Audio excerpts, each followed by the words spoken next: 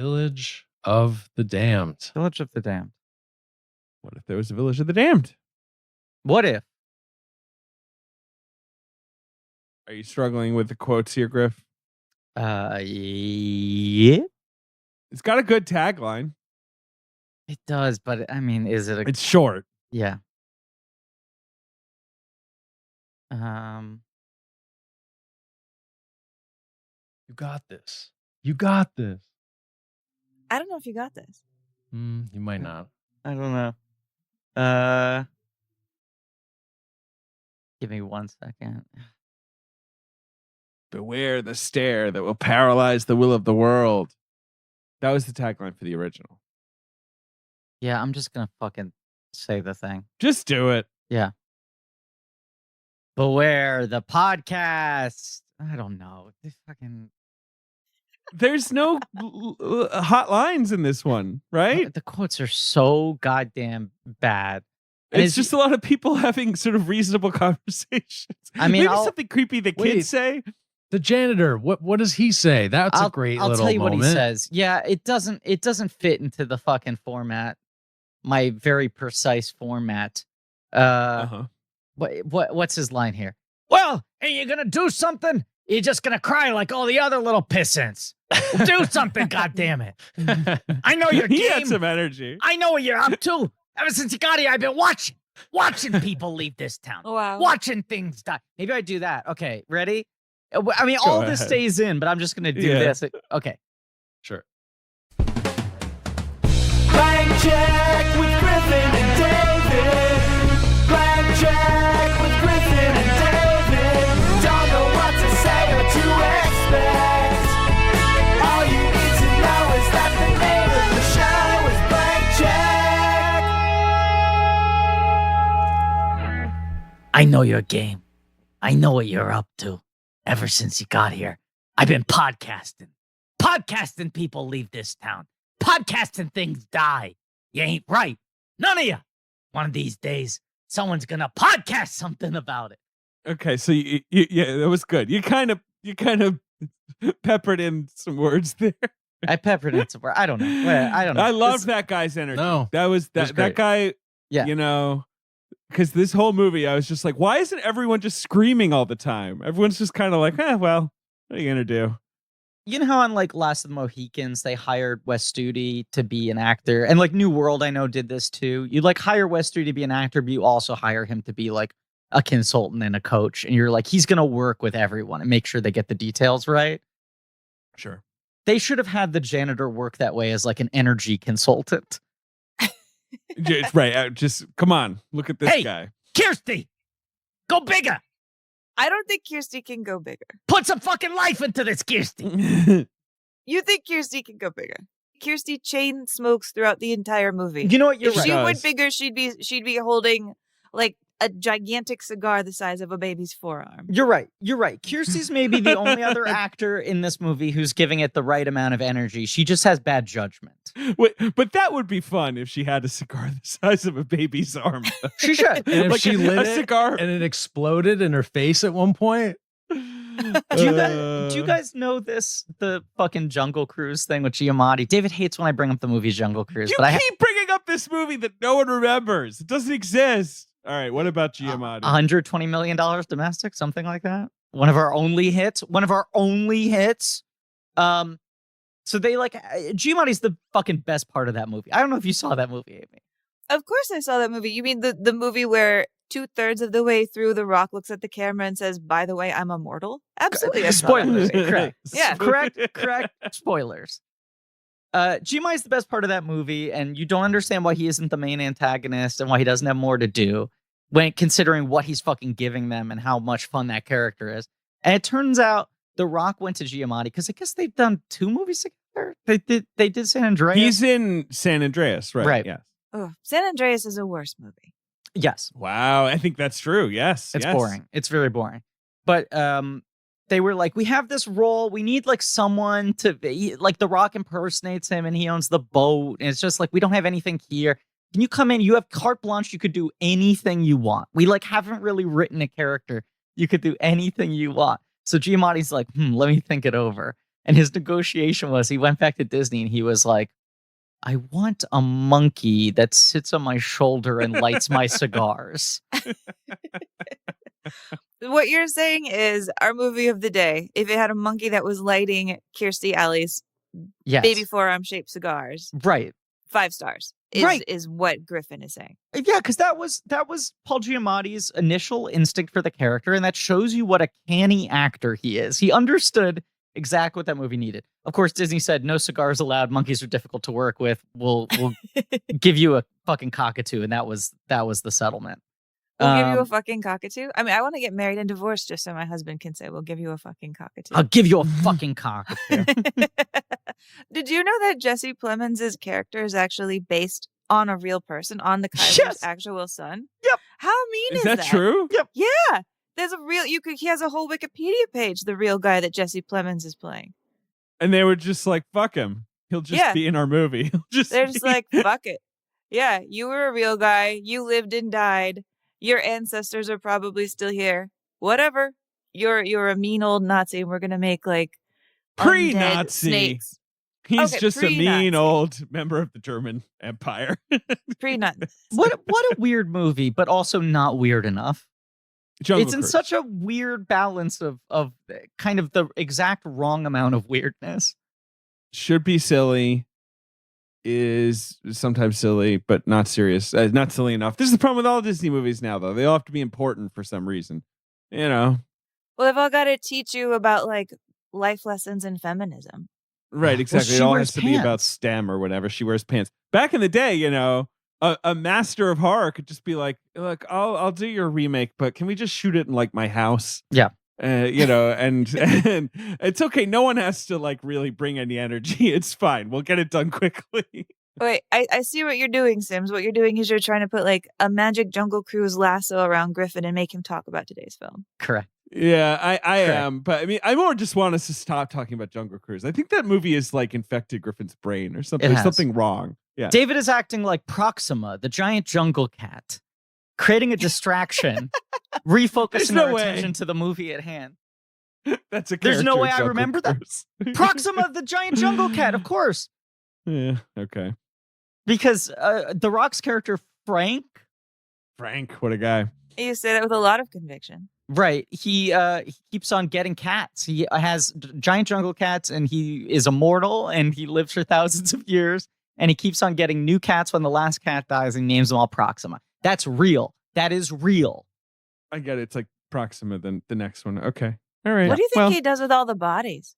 Like Eats they're pretty 'em. big. I mean, that's like a big nom, pet nom, nom, cemetery. nom, nom. Chow, chow, chow. Right. Yeah. What do you think is part of like the Rock's high protein diet? Yes, that's his cheat day. His cheat day is he eats a Proxima. It's a Yeah. jaguar. Right. Yeah. Normal days he eats like what? 30 cod fillets? No, Yeah, he he fucking loves he eats pancakes like and tequila. Right? Isn't that he always posts the picture of him with like a stack of 80, but like a fucking Forrest McNeil stack of pancakes? The pancakes are made out of cod. They're just refashioned. They're pounded flat, dyed brown. Just his life seems so joyless. That's why you're fascinated with him. Because he seems so tired and unhappy as he's like, pancakes. Yeah. Whatever. He's our next president. He's probably the only hope we have of stopping whatever, Donald Trump or something. Gonna have to talk myself into the Rock someday. In the future, you're not going to be able to get elected president unless you've done at least 3 seasons on NBC.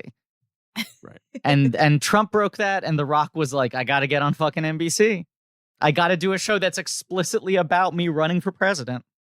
Well, that's great news for Kirstie Alley, Kirstie Alley could be who our we're next going to talk president. about today. Today. Thank you, Amy. Thank you.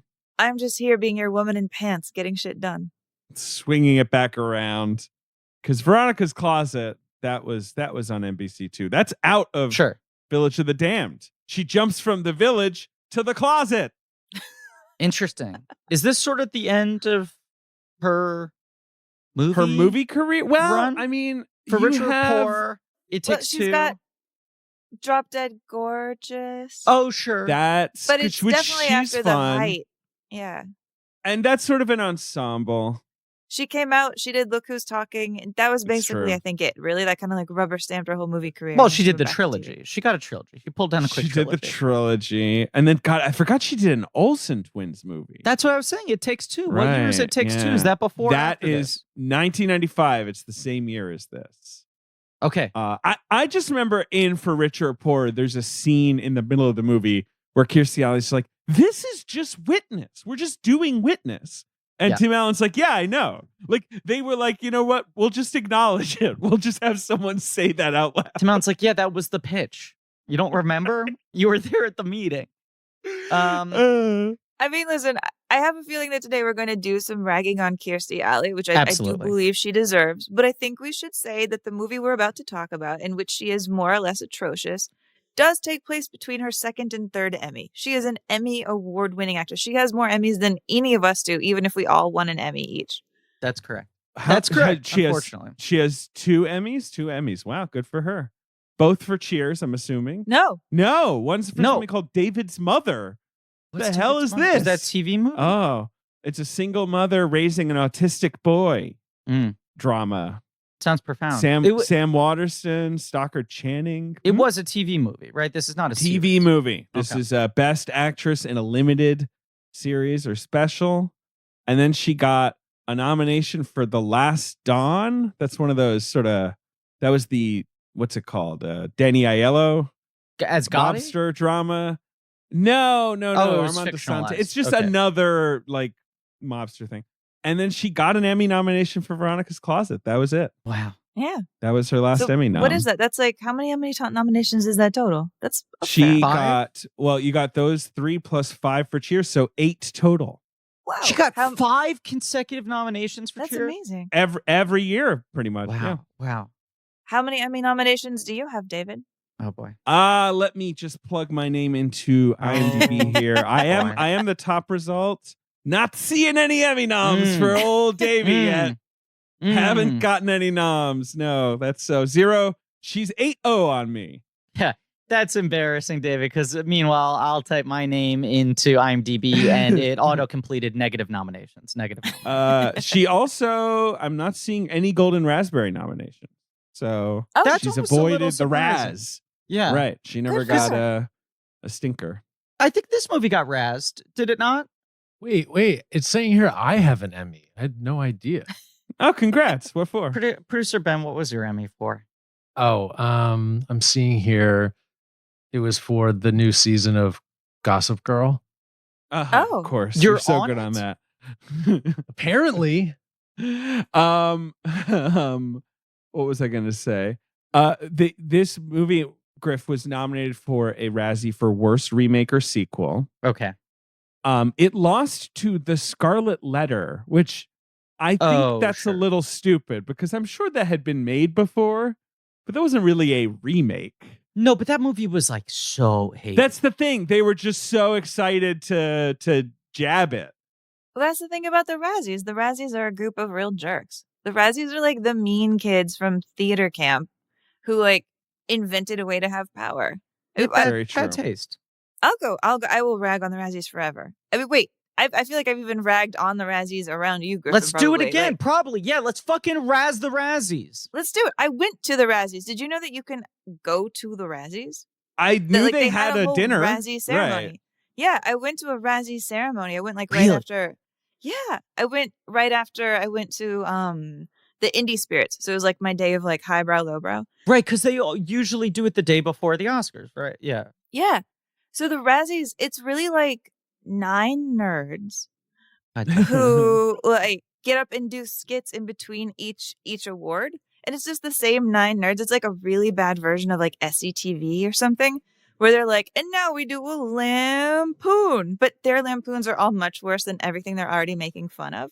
And you get the sense they didn't even watch any of them. They're very compelling performers, probably, right? Yeah.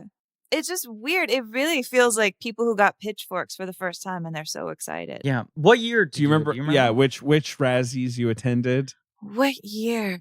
I think I was in the Razzies it was 2016, I believe. So it looks like your big movie that you see. This is the problem with the It was a current Twilight year? Razzies. No, it's one of those like Dinesh D'Souza years. Where they it like was 2016. No, it would have been America. Imagine the World Without Her. it's Hillary's America Secret. Okay, it was a different one. Okay. Oh wait, no, wait. Maybe I was there in 2017. That would be the Emoji Movie is Worst Picture. Tom Cruise won Worst Actor for The Mummy. I mean, that's kind of deserved. I love him, but he was pretty bad in that. These picks sound actually but decent also, no, so there was far. a lot of worse actors than that. That's just mean too. But this is my problem. I think the Razzies now just do not know how to respond to culture at all. Mm-hmm. But whereas back in the day, they were weirdly kind of arbiters of quote unquote stinkers, even if they were often wrong, right? Sure. But they would kind of gravitate towards whatever the sort of classic stinkers of the 90s were. Like I'm looking at the Village of the Damned year, and you've got, Showgirls was the big winner that year. Scarlet But Letter. then you've got Scarlet Letter, Waterworld, Dr. Jekyll and Mrs. Hyde. Remember that was a sort of famously bad movie. Yeah, this is the thing though. It feels like so often it's like vanity projects or female sexuality. Yes, exactly. Those are their two least favorite things, right? They hate fucking big movie star makes big fucking vanity projects starring themselves, and they hate erotic thrillers and shit. Yeah, it's anything that makes them feel uncomfortable in their pants in a way they can't explain. Right. So as Griff, you were noting, right, they eventually turned on the Twilight movies. This year they're turning on the 50 Shades movies are all over this. Right. They also gave like Tyler Perry Worst Actress for a Medea movie, which feels like moronic on there. Like, who cares? Like, and what? Here's the other thing.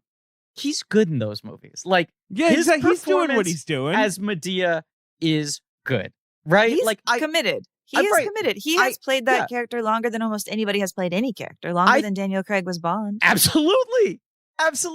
A longer number of years. B, 8 times the films. That character fits him like a fucking glove. He's done it on theater. He's done it on stage. He's done it without a net, the safety net of the screen, man. It's his Hamlet. He knows that. He knows Medea. He knows Medea. That's the other thing is like, he's good in other people's movies, right? He's good as Medea. Occasionally good in other people's movies. Yes, he can be good. He certainly has it in him. Yes. I think he's consistently good as Medea. I think Medea. Okay, hello. You say Medea, I say Medea. Yeah.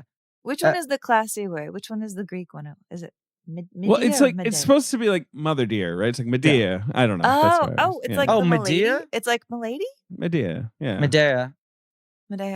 Look, you can call her whatever you want as long as you wish her a good afternoon. The point is that I think he's bad in his own movies when he plays like Joe Normal Guy. I think he can't he's be Joe Normal Guy. Right. I think he is in like Alex Cross or whatever. No, I'm saying in his own or in movies. his own movies. He'll play straight man, normal dude, because he'll do like 3 roles in the movie sometimes, or there will be the ones that where it's just like what's it called, Good Deeds or whatever the fuck it's called. Yeah, or what's the one where he wore a trench coat and he was a badass? That's Alex Cross, I think. You don't want to cross Alex Cross. Don't cross Alex Cross. But to fucking ding him for playing Medea. Dumb. Dumb. Well, and also Griffin, listen to these other worst actress nominees from the year Amy attended, most likely. Katherine Heigl in Unforgettable, which that's like one of those crazy ex-girlfriend type movies, right? Yeah, who cares? Once again, like they hate women's films. This is what I'm saying. Dakota Johnson in 50 Shades Darker. Yeah. Emma Watson in The That's Circle. absolutely wrong. That's right. That's crazy. Yeah. Emma Watson in The Circle. That movie is pretty indefensible. And then Jennifer Lawrence in Mother. And that's the other thing I hate about the Razzies. That kind of like, we got you. You were in a flop. Like, that sort of weird kind of jerky, like, oh, Mother didn't do so well, did it? Like, we'll hit you your on the way Razzie down. nom. Yeah. Where it's just, I mean, who cares? Like, I don't know. Anyway, there's probably no good way to do it. Yeah, there's something really punching down about it, even though they're a bunch of nerds punching movie stars. They do feel like they kick you on the way down. I don't feel like when a bad movie comes out, the Razzies are like, hey, let's all go see it and really qualitatively analyze it. I don't think they get excited when they hear that there's like a notably bad movie come out. They're not searching for the best of the bad movies. I don't even think they watch what they nominate, to be honest. I, by and large, think they do not. Right. Yeah. They pick their targets, and they'll pick like fucking Sandler or Tyler Perry or Stallone for so long, or whoever it is. And it's just like, automatic nomination every year. They'll pick anybody who would have given them a wedgie at prom. Michael Bay. Yes, correct. I will say this, Griffin. I do think I might have given Village of the Damned a few more Razzie. I would too. I'm sorry. I would too. I And feel bring us bad. back into focus, because I will say that this is Blank Check with Griffin and David. I'm Griffin. Jeez, wow, we haven't even introduced them. Yes, I'm David. It's a Carpenter style. The opening credits go on for like 17 minutes, and then you go like, oh, we hadn't gotten to directed by yet. Right. That's a Carpenter thing. We haven't replicated that in the format of our episodes yet. Listen, this is a podcast about filmographies, directors who have massive success early on in their careers and are given a series of blank checks to make whatever crazy passion projects they want. Sometimes those checks clear, sometimes they bounce, baby. And this is a mini series on the films of John Carpenter. It's called They Podcast, and we're bouncing. We're bouncing to the finish line now, unfortunately. As good a run as we've ever covered on this show. The only argument I feel like people have put forward of a more consistent decade-plus uninterrupted run of movies that we've covered is Miyazaki. Sure. But I think there's something... No, there's something magical about what he's doing, because he's not like Miyazaki, where like he takes years on every project, and it's like, No, he's making a movie a year pretty much for 20 years. Through the 80s. And he's working in different genres. He's working at very limited budget levels. He doesn't have necessarily the same sort of like all powerful control. It's not his own company. He's going between different studios and dealing with all this, different changing trends in the industry. It's kind of just like miraculous what he was able to pull off. And then, there's like a Dorian Gray painting in his attic that gets hackier and hackier every time he makes another hit. And then somehow the things started catching up with him. I don't know. I mean, this movie is very bizarre. It's called Children. It's called Village of the Damned. It's not called This is Children the fucking... I know. I get so confused in the Village of the Damned, Children of the Damned, Children of the Corn thing. I get... Right. Children of the Damned is the sequel to the original Village of the Damned. I've never seen it. They are like good. I've seen the original. Right. Do you know they this? Are good. I have not seen the sequel. I watched the original last night. In the sequel, they're like a force for good. They're like John Travolta and Phenomenon or something. They're sort of like the X-Men movies. It's like, here's all these kids with like wild powers that we've gathered that come from all over the world. Right. And we're like putting them together to see like, can you use your powers for good? Very bizarre. Yeah, that's Children of the Damned. But what is Corn of the Damned? Well, no, Children of the Corn of the Children Damned. of the I'd like Corn. to see. I'd like to see Corn of the Damned. Just a movie about some bad corn. This corn is no good. It's cursed. It's blue. Here's the thing. Okay, Amy. Wait. Introduce our guest. Jesus. Our guest. Introduce me, man. Our guest from Unspooled, and of course from our Memento episode 5 years ago, Amy Nicholson, long overdue, back on the show. Oh, it's good to be back. That was a wonderful day when we did Memento. It was thunderstorming outside, and then I left you guys, and I immediately went to Coney Island, and I ate a big hot dog and went on some rides. Wow. I remember you were going right to Coney. That's right. Yeah, I remember associate you guys with beautiful memories. That's nice. Sweet. Well, you and I, we've had like great meals at film festivals. I associate you with great meals at film festivals as well, Amy. But anyway. Oh, I miss our meals. But yes, I hi. do too. Yes. I mean, I miss all of that. But Amy, I'm gonna cop to the fact that I asked you to be on the show, but by the time I asked you, the Carpenter list was a little picked over. I was presenting you with sort of the 90s dregs of Carpenter. Not that they're all bad movies, obviously, but I was not presenting you with the best of the best. Because a few people had claimed movies. Was that on purpose? Are you mad at me? I'm not mad at you. It's furious at all. It's just booking a show could be very stressful because yes, people will often just kind of gravitate. You always love the early like you ask someone and they're like, "Ooh, I want like, X movie nobody ever asks for." But often people will ask for kind of the big ones. It's a weird puzzle, and we don't need to go over this a lot, but this is the thing when people ask us about like booking sometimes that I want to say publicly. We find ourselves often in a very different dealing with different calculations than most movie shows because we have a set order in which episodes need to release.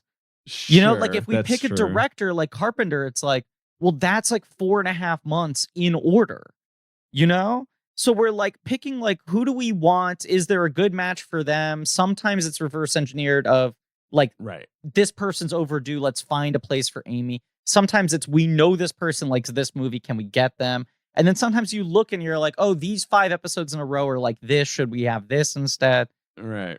I don't know. We fucked up, Amy. You should have been on you 5 times by now. When you offered me the dregs, and I was like, Village of the Damned, a movie that I have never seen. That stars that's what I figured. Kirstie Alley and Christopher Reeve and Mark Hamill. How would I not say yes to this movie? Sure.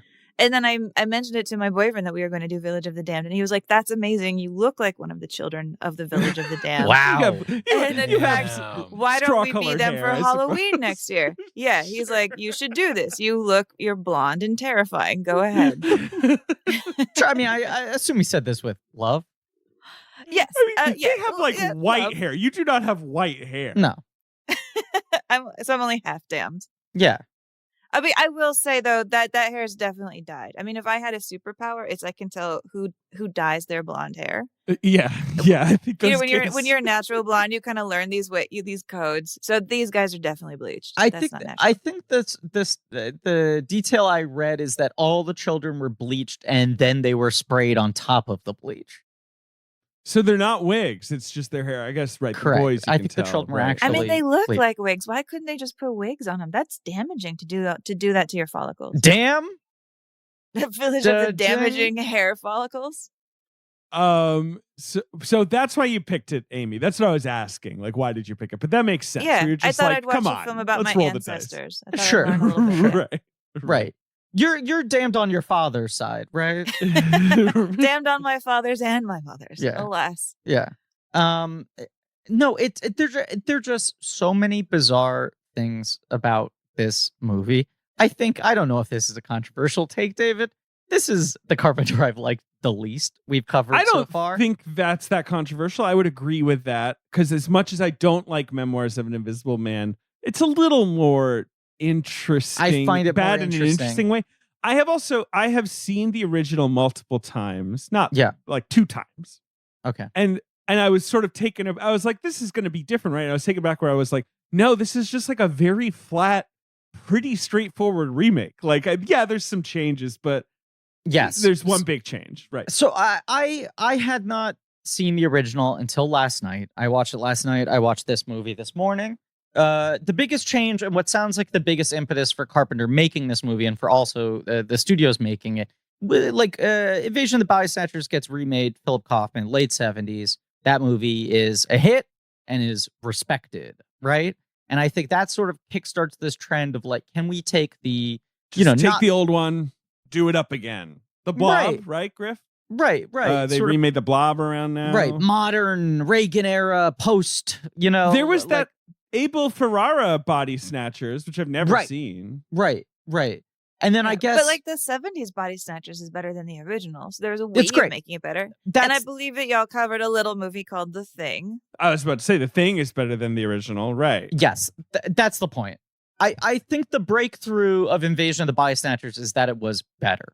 And they were like, oh, fuck, you can actually like do something here and you can adjust it for a new political climate and effects and lack of censorship you and could, whatever. Or you could not. Or you could totally not, just like John Carpenter. I mean, The Thing is an example of doing it correctly, but was obviously hated and a giant flop at the time. They had been developing internally at Universal, trying to make a Children of the Damned, Village of the Damned, movie for a while. And he had this deal with Universal, and he was just sort of like, I don't know, why not? I like that movie a lot. Feels like a no-brainer. It does, but it's like what he's not realizing or maybe not caring about is I just feel like it's kind of a movie that needs to be at like British tea drinking level energy, right? Which is what the first movie gets so goddamn right. Right, because like the kids are not going to be running up the walls or like shooting laser beams at you. Like, so it's going to be a fairly chill film. And I feel like he just doesn't quite, it's impossible for a 90s horror movie to be that sedate and feel like it's intentional. Like, so instead it just kind of feels asleep. Well, right off the bat, I guess this opinion I'm trying to front load here is that like the biggest difference between this and the original film is that there were such restrictions on what you could talk about in terms of reproduction. You're talking about schmishmortion. But also, too, you were not allowed to say the word pregnant in a movie. You know, That's like true. beyond abortion, there was just like obviously you can't even like touch that as a subject or allude to it. But you can't really even represent pregnancy on screen or delivery or any of those sorts of things. I think You're right. Like how in Psycho you couldn't even show a toilet until literally Hitchcock was like, "Here's my movie with a toilet." Right. I think internally at Universal, that was their big argument for why to do Village of the Damned again. Is just like, well, there's all this shit that's in the book that they couldn't put in the movie that they sort of have to talk around or just like cut forward. You don't really see any of that stuff in between the blackout and the kids, right? And that's sort of an interesting period. I think the first 30 minutes of this movie are relatively solid. I don't know if it's just because I'm watching these two films within 12 hours of each other, but when the first 30 minutes are so different than the original because you're seeing all these things that could not be put on screen, I was kind of into it. And then once the kids are born, I just was like, well, now this is the shittier version of the thing I watched. David? What's up, Griffin? My man.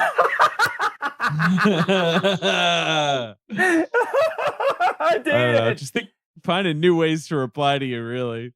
David! Yeah. It's funny. It is funny. I agree. David, I can't stop laughing. What's so funny?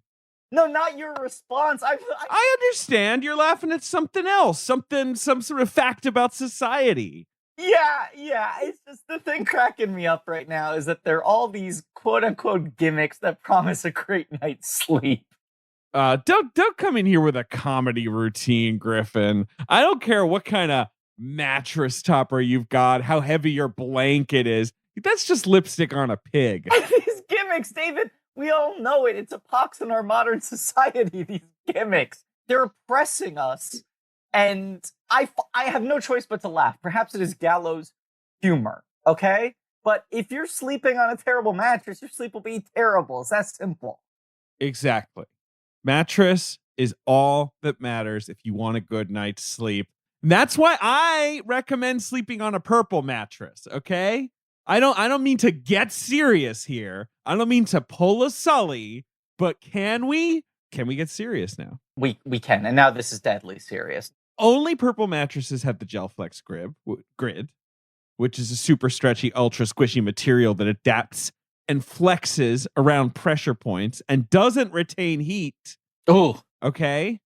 It's supportive, amazingly so for your back and legs. It cushions your shoulders, neck, and let me check here, hips. What? No matter how you sleep, because unlike memory foam, which remembers it all, right? Kind of an uncomfortable record. Those purple mattresses bounce back as you move and shift, so you don't have that I'm stuck feeling people get with memory foam. Okay. Yeah. Anyway, I'm really just trying to be as deadly serious as I can. No, I appreciate you've sobered me up. You've made this a very somber ad read, but it was time to get serious, as Sully would say, because I was on a laughing jag. I was going delirious. I was on. Well, you were thinking about those gimmicks. Pill. The gimmick. Right. Well, David, don't remind me. I don't want. I'm sorry, I brought them up. I'm trying to be serious, but I'm here in my bedroom squeezing this. This little purple thing they gave me. They gave me this, you know. Oh yeah, we love this. We love the purple thing they sent us. You can tell how breathable it is. It is so fun. And you guys at home can try it risk-free with free shipping and returns. Financing is available too. So I'm going to go ahead and call to action. Getting a great night's sleep starts with having a great mattress. Get a purple mattress. Go to purple.com/check10 and use code CHECK10 for a limited time. You can get 10% off any order of $200 or more. That's purple.com/check10, code CHECK10 for 10% off any order of $200 or more. Purple.com/check10, promo code CHECK10. Terms apply. Gimmicks do not. Well, okay, there's so much to talk about in what you're saying, because like the original book that you're talking about, The Midwich Cuckoos. Great title. Great title. That book was, that book was like, I'll just start by saying like worshipped by Margaret Atwood. Margaret Atwood was like, amazing. Here's a great book that's like chilling and scary. And it gets into things about like female choices in your life, choices that don't really even feel like choices because you're kind of pressured by society to like have these kids, veiled talk about like abortion, like a book that was about like gender dynamics, kind of different responses to like women being forced to bear these children and then trying to love them. I mean, to have like Handmaid's Tale be like, this is a great scary book. Imagine if that story could be remade today by somebody like a Jennifer Kent, of the Babadook or something. Like, there is a great story. Amy, fuck, that's a good pitch. Sounds better. Right? Oh yeah, that's a good pitch. But that's what I'm saying. Yeah. But Carpenter's not on that vibe, right? He's not. It's he's an not. odd fit. I mean, the other quote I found that was really fascinating was he said he saw this movie as a little boy. It really stuck with him. It scared the shit out of him. And he had a big crush on the little girl. Like, he was that age, right? But he was like, that was the first time I had a crush on a movie character. And I'm like, is that the only reason he did this? Is that like, not that I think he's sexualizing the children, but that the film has some weird primal imprint on him and he felt drawn to it, even though he didn't have anything to say about it, really? I mean, that's why I still like the movie The Wizard with Fred Savage. Like, Because was your first crush? Yeah, you imprint. Well, actually, my first crush in the movie was like the bad guy with the power glove. In The Wizard. Yeah, in The Wizard, the bad guy. Yeah. Don't Google that actor because bad things happen, and I regret that crush. But yeah, Oh, I'm sorry. I don't know if it was literally is David first. Googling?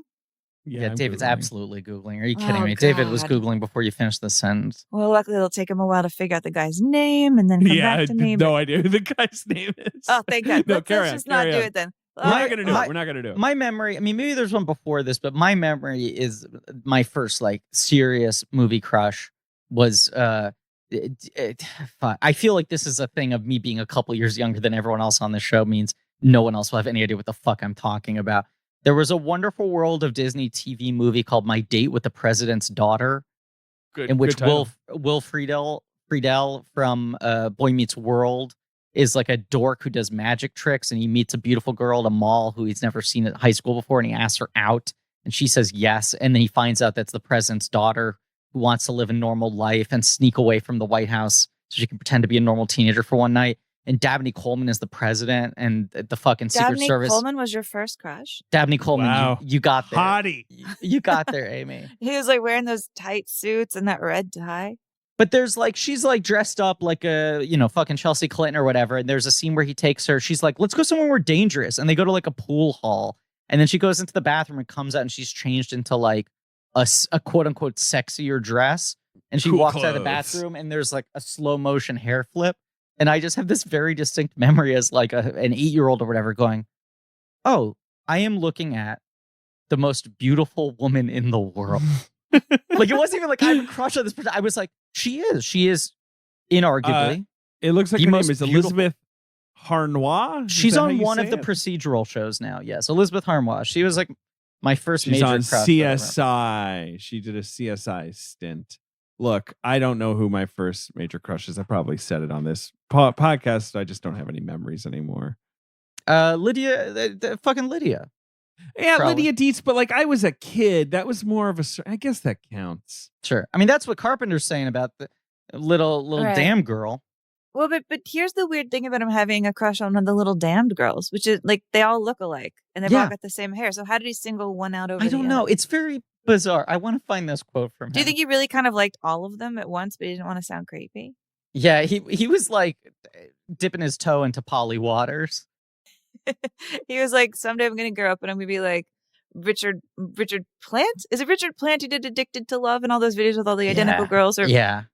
Right. Wait, no. Addicted to Love is Robert Palmer. Right? Robert Palmer. Sorry. I conflated him and like Robert Plant. I was very nervous that I was like talking about somebody cool instead of the guy with all the matching mannequins. Anyway, John Carpenter, that's him. Carpenter saw the original when he was 12, and it stuck in my mind for several reasons. The whole idea of a whole town blacking out was wow. that does feel, that's a Carpenter idea. In and of itself, that's a Carpenter idea. It also speaks to why the first 30 minutes are better than the rest of it. Also, I somehow got this incredible crush on one of the girls in the original. She was the first loved object I had. I wanted her to zap me and take me over. Wow. It's good Carpenter quote. That's so cute. I mean, imagine you're 12 years old and you want the girl to zap you and take you over, by which like you have to go take her out for a malted. Right. Buy her a candy bar. That's so sweet. I guess right. There's a little more feeling to the Thomas Decker's character's alienation, his lack of partner. Maybe that's coming through, but once again, it's just sort of like, no, what an odd match. But we should talk about those opening 30 minutes, because I also thought they were pretty good. And for a little bit, I got a flutter in my heart, like, oh man, am I going to go on blank check? We're going to talk about a movie that actually maybe is pretty good. That was my hope.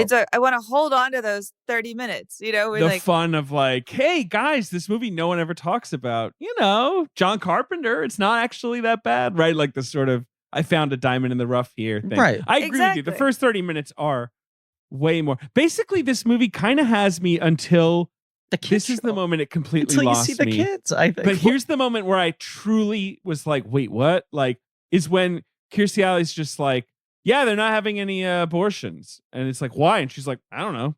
And I was just like, wait, that's it? That's the explanation? And then the kids arrive and then it's like, it's dead. Like, as you say, like the movie is just dead. Visually, once you see the kids, I think he had to fucking reinvent them in some way. But also, like, the more Kirstie Alley is like a bearer of bad tides in this movie. Like, whenever she comes in, a scene goes off the rails. There's the moment where she's delivering Meredith Salinger's child and she goes like, push, push. Oh my God, I'm so sorry. It's stillborn. And it's like one sentence. It's right? so Do you remember? Like, there's a moment that's like as bizarre as her going like, I don't know. They're just not getting abortions. Where she's like, okay, keep going. Push, push, push. I'm so sorry. It's stillborn. And then they cut. Okay, but like, isn't the reason why they don't get abortions because Kirstie Alley bribes them, and she's like, if you decide to have these kids, I'm going to give all of you $3,000 a month, which is not that's significant. Yeah. I mean, today, and it's definitely significant in 1995. In 1995, yes. If you save right. up like 6 months of having a damned baby, you could get like a Dodge Neon. You could really amp up your life, which is why I also think it's kind of funny that like they, I guess, all agree to have babies for the $3,000, and then in the next few years of their life that we see, like the town looks worse. Like the cars seem even more broken. Everybody's still wearing the same like battered shitty jackets. Like wherever that $3,000 a month is going, which should be a fortune, I at least want to see people's houses get nicer. Like if you made this trade-off for cash, that idea just gets completely dropped here, which I'm very curious about that. Was I the only one just like, $3,000, this town should be nicer? The ice cream shop should be it's like posh. direct cash injections. It revitalization, should be reflected. Right? Yeah. Where's the trickle down effect from this $3,000 a month? Well, they also have those weird dreams. I read that as part of the thing that dissuaded them. That's what I sort of They're kind of being influenced, right? Oh, like the Enya music video dream. Yeah, right. Yeah, they're like, congratulations, if you're pregnant, you can wear a white robe and your hair will blow and you could be on MTV. But this is, I feel like, I know it's again, like it's just sort of obeying the plot structure of the story and the original movie. But I do kind of agree with Amy, almost like, yeah, maybe the pregnancy should be longer. And then we should just cut straight to them being grown kids. Yeah. I don't know how you approach this, because the biggest problem with the movie is the kids grow up kind of quickly, in movie time. And I was just shouting at the screen where I'm just like, how is no one doing anything about this? Like, it just sort of feels weird that they are allowed to reach the age of, how old are they? Like 8? Whatever age they're supposed to be. Yeah. Well, that's a question I had for you guys, because like I think in the book and in the original, they grow faster. They're like 9, but they look 16 or something. I mean, here, are they growing at normal speed? Like, how many years have gone by before the kids are like walking and talking? I don't know. The children do seem en masse younger in this. I think they're portrayed as younger, and the actors are also younger. So you have sort of like weird child actor vibes, whereas in the original, maybe the actors, the kids are more like 12. Close to teenage. Yeah, exactly. Yeah. I don't know. The sense of time is odd to me. It's also, I mean, it's one of these things, David, you pointed out that what makes the original work so well and what is probably the approach you need to this material is the sort of British tea sipping energy, which I don't know how you know that, but there's something too of the stylization of the kids, how they look visually, but the energy at which their performances are directed and all of that works in that type of movie. Right, that is a little more mannered and stilted, and feels like a Twilight Zone episode. I mean, the original movie really has a Twilight Zone vibe, and then when you take the exact same look and you put it into a color film in the 1990s with a very different vibe, a director has his own sensibility. It really jars. Where I will accept the theatrical convention of, this is the way that you're coding me to understand that these kids are different. And when you watch the Carpenter movie, you're like, why is no one commenting on the fact that the kids look so fucking weird? I don't have that question watching the original movie. Where do they get their clothes? Right. That's what I kept asking. Like, oh, you're mad your kids are only wearing gray? Who's buying them gray clothes? We're all complicit in this. Right. They just like look at their parents and they're like, gray, and their eyes flash. The parents are like, okay, and they call Land's End. Their costuming, I think you're exactly onto something, Griffin. Like, their costuming to me read as like, John Carpenter watched the original, saw these creepy gray kids, wasn't thinking they're wearing gray because it's a black and white movie. Sure. Just thinking like, they wear gray. That's who they are. They're just these kids who wear gray. So transplanted this look straight away into the 90s without thinking about it at all. I mean, these kids should be wearing Guess jeans. Like, these kids should be causing mischief.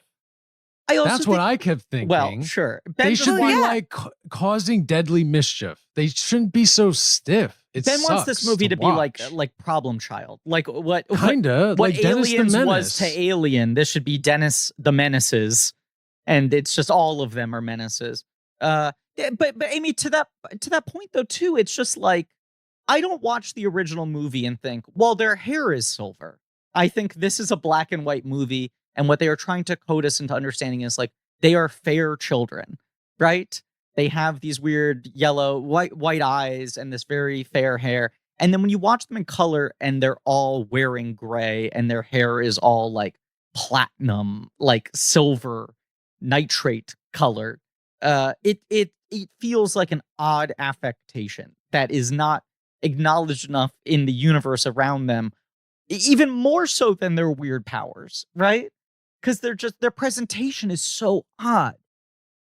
I agree, because for the British tea sippingness of it all, what I think makes the kids so unnerving in the original is that on one hand, they kind of are the perfect British children, right? They're like polite, sort of. You know, they're not being rowdy. They're not hooligans. They're dressed in ties. They're very well-mannered, quote unquote, to like the standards of 60s parenting day. They're proper the way that a 60s parent would have wanted, but also, you know, like evil and robotic. But they blend in. They blend in so well to what a good little kid was supposed to look like back then.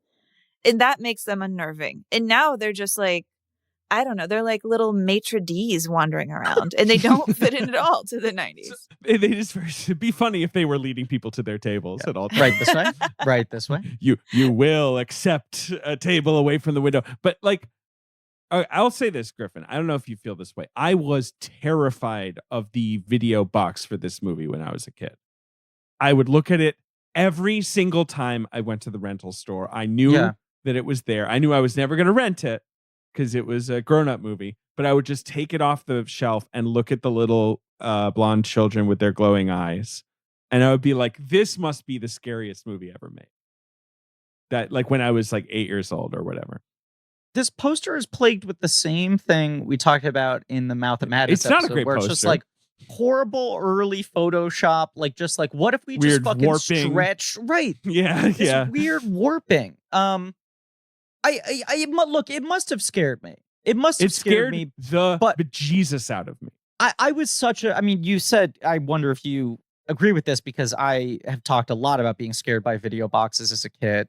I don't remember this one specifically, but it must have scared me. I mean, anything that was like evil toys or children, I think scared me more for obvious reasons. Another thing, I mean, just like the 1960 movie is a 1960 studio horror film. No one is naturalistic, right? The entire thing is theatrical. Right. And the star of the movie is George Sanders, who's like one of the most mannered men in the history of American cinema. Yeah. He's great. He's amazing. He's so great in it. I love him. He's amazing. Yeah. But so much of the movie is him sitting back and going like, these children are quite strange, aren't they? And it's like, that's the vibe in which if the guy who's saying the children is strange is that strange and mannered himself, I'm like, well, this is of a piece.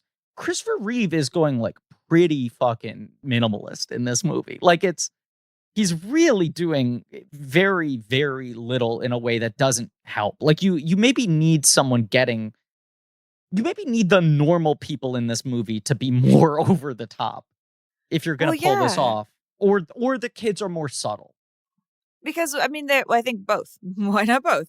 But like, I think with George Sanders, like, I mean, the guy who he was the critic in All About Eve. You know, he kind of comes to the screen with this like intimidating. Oh yes, like intellectualism. You get this vibe in the original film that the kids kind of respect him slightly more than everybody else in the town, right? They like actually want to talk to him, kind of. They're actually kind of enjoying conversation. And that's so much of the movie is him being like, these children are strange. Like, you do feel like the weight of the strangeness of the children is fully felt in that movie, you know? Yeah, exactly. And Christopher Reeve, I mean, well, first, I want to just start by saying, is this Christopher Reeve's real hair color? Because he's so blonde in this movie. I realized, like, my God, I always just picture him with that, like, Clark Kent, like, jet blackness. I was really surprised that he was kind of more like a weather-beaten Redford look.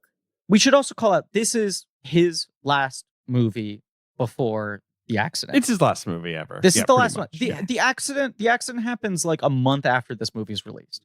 Yeah, he buys the horse that the accident happens on during the making of this movie. The horse is named Buck. Yeah, and the movie comes out. This is the last movie where he walks, and then he essentially after this, he does the Rear Window remake for TV. He does a couple episodes of Smallville. He obviously devotes most of his time and energy to research, stem cell research. Right.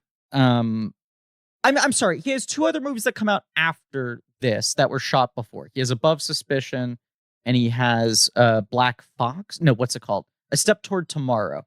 This is the last one that is released. I'm sorry. Step Toward Tomorrow, he is paralyzed.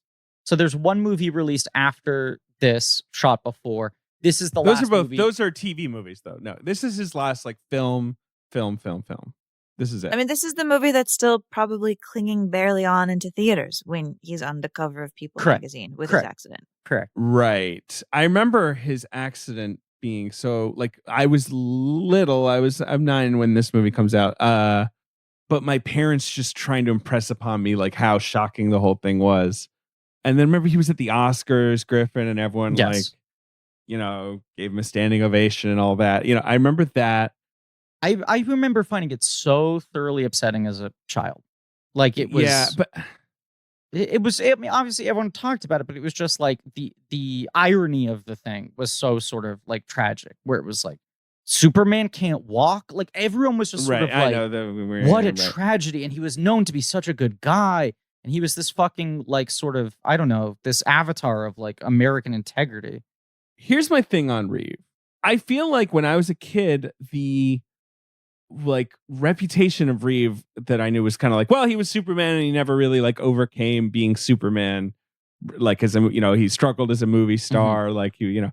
And then like anytime I see him in another movie, I've always like I love him in Death Trap.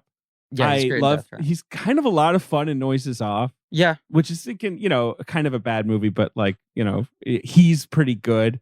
I like him in The Remains of the Day. Like I've always been kind of like, is he kind of an underrated actor? Yeah.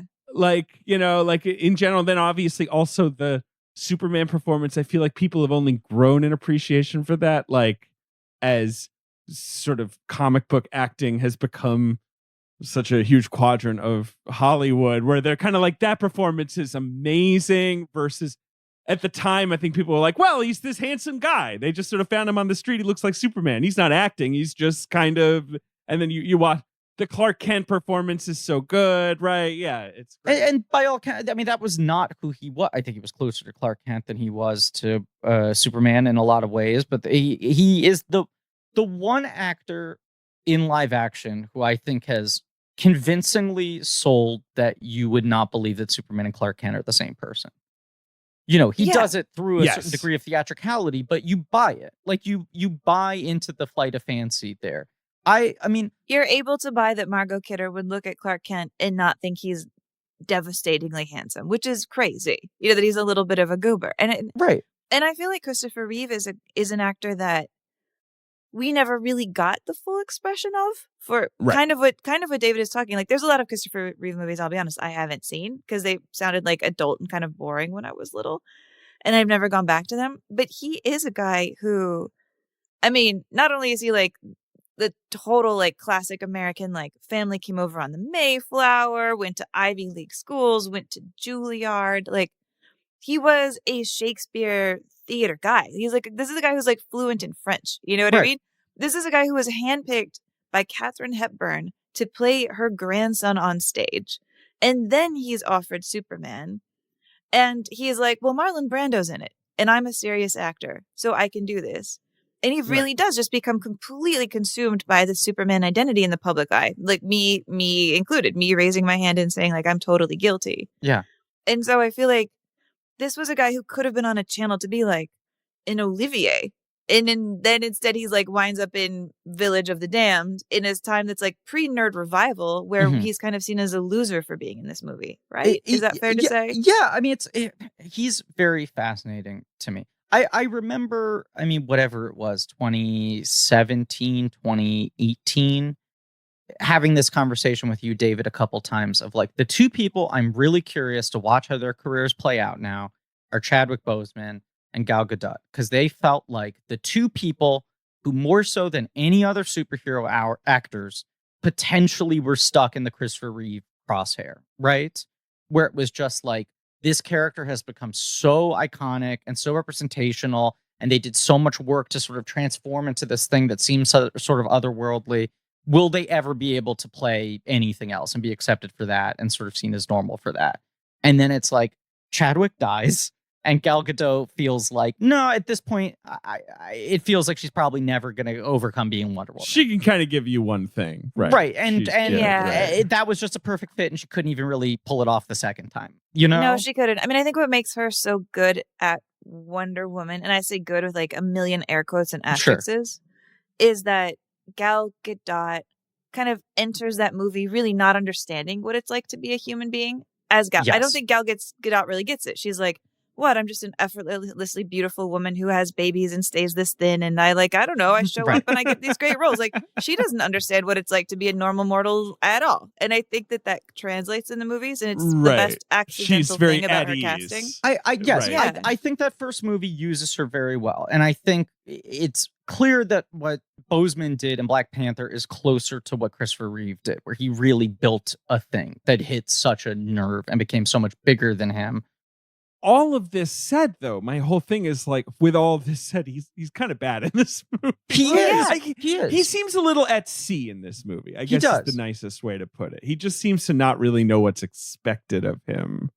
But I also think if you look at his career up until this point, I mean, it's like, I don't know, in certain ways, is this more of a strategic, I need to be a leading man again sort of play than a lot of the other movies he had done, where it feels like he's sort of like, because I mean, Jesus Christ, you look at his fucking career, right? Superman's his second film, right? He gets that movie because they've cast Brando and Hackman. So they've cast like two humongous Oscar winners. Right. The money is with those guys. Right. So they're going to be first and second bill. Right. And also almost everyone in the supporting cast of that movie has an Oscar nomination. It's like wild how deep that cast is. So they want to cast fucking like Nick Nolte and Robert Redford and all the obvious people, and everyone turns it down. And they're like, what if we just save money and find an unknown guy? And it's this masterstroke because it's like you get to build a guy who then only becomes Superman in people's minds, which then fucks his career a little bit. But he notoriously, when he goes in for his audition, is like a beanpole. and they're like, how much muscle can you gain? You know, like he went in looking like Clark Kent, and he, as you said, Amy, kind of built himself, gave himself to this role, and made himself Superman. Then Somewhere in Time, which I feel like is probably his best received non-Superman movie, right? It has sort of the largest footprint, but even then as a cult film, that's the same year as Superman 2. Then it's like Death Trap, right? He's amazing in Death Trap. But at that point, it's 4 years after the first Superman, and he's played Superman twice, and he's done Somewhere in Time. And then he does a movie called Monsieur that I have never seen, and then he does Superman 3, right? Like, it's just Superman swallowing so much of it. Then Merchant Ivory movie. Yeah, I know, but here's the thing. He turned down American Gigolo. He turned down Splash. Sure. He turned down Fatal Attraction. He turned down Romancing the Stone. He turned down Lethal Weapon. He would keep turning down these Pretty movies. Woman. Yeah. He turned down all these sort of like movies that became hits, and he became this kind of like Hollywood story of like, well, you know, you miss 100% of the shots you don't take, right? Like, look at Christopher Reeve. And like, I feel like he would always be like, well, I'm not right for that. I'm such a golden boy. Like, you know, he was too in his head about taking these sort of like slightly scummier roles. And he probably should have tried it. Maybe he would have been bad at it. I don't, you know, maybe those movies don't work with Christopher Reeve. But also, like, he does Street Smart, and Street Smart is a flop, and its only legacy is that it's Morgan Freeman's first nomination. Like, the other guy pops in it, right? Like, that's the movie that puts Morgan Freeman kind of on the map. I think to some degree, think somewhere in this kind of gray zone of his career, I think he becomes kind of a curse where people are like, oh, a Christopher Reeve movie that's not a Superman movie. And I mean, when he does, I mean, in Village of the Damned, reviewers are calling this movie like, they're saying that basically it's like the cast of people who should be in a Love Boat episode put in this John Carpenter movie. Like, they are mean to the cast because he's in it. He becomes a punchline in a way. He's the original kind of like superhero punchline, right? Like kind of the same thing that happened to Brandon Routh or whoever, but like he's the, you know, original version of it. And you have to imagine that like a guy with his intellectual background probably really liked George Sanders and was like, okay, I could do a George Sanders part. That original movie is so good, but I hate to throw Carpenter under the bus a little bit here. He's not a guy who cares if his actors are any good. Can we, right? Like, I disagree with that. I disagree with that. I think this is when he's losing control. This is the first movie where I go like, he is not in control of any of these performances. Oh, I don't know. I mean, yeah, I think he has never...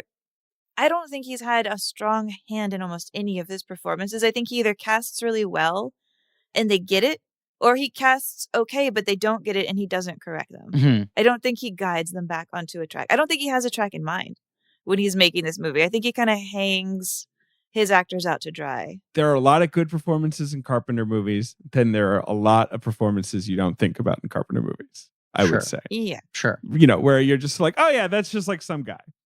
I would not give him credit for the good ones.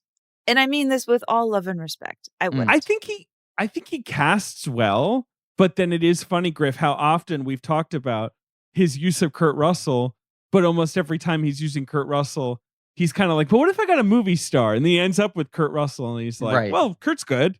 And it's like, yeah, Kurt's good, you idiot. You know, like, right. It's just like 50% of this movie.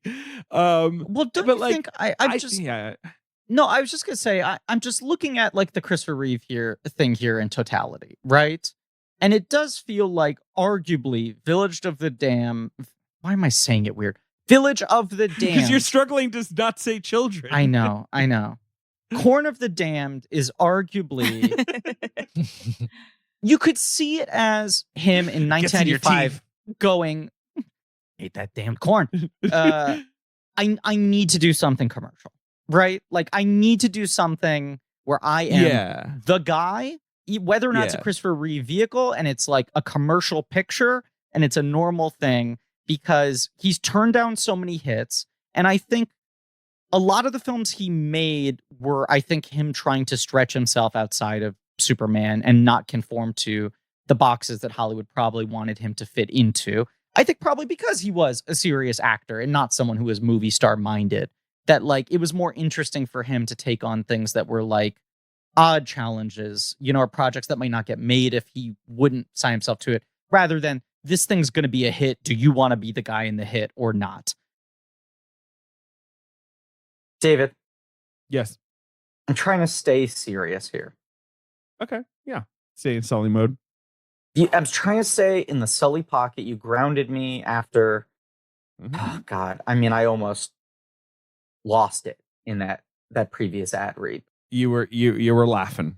I was having a laugh, and I was losing control. Okay, so I'm trying to be serious and focused, and delineate clear rules and guidelines.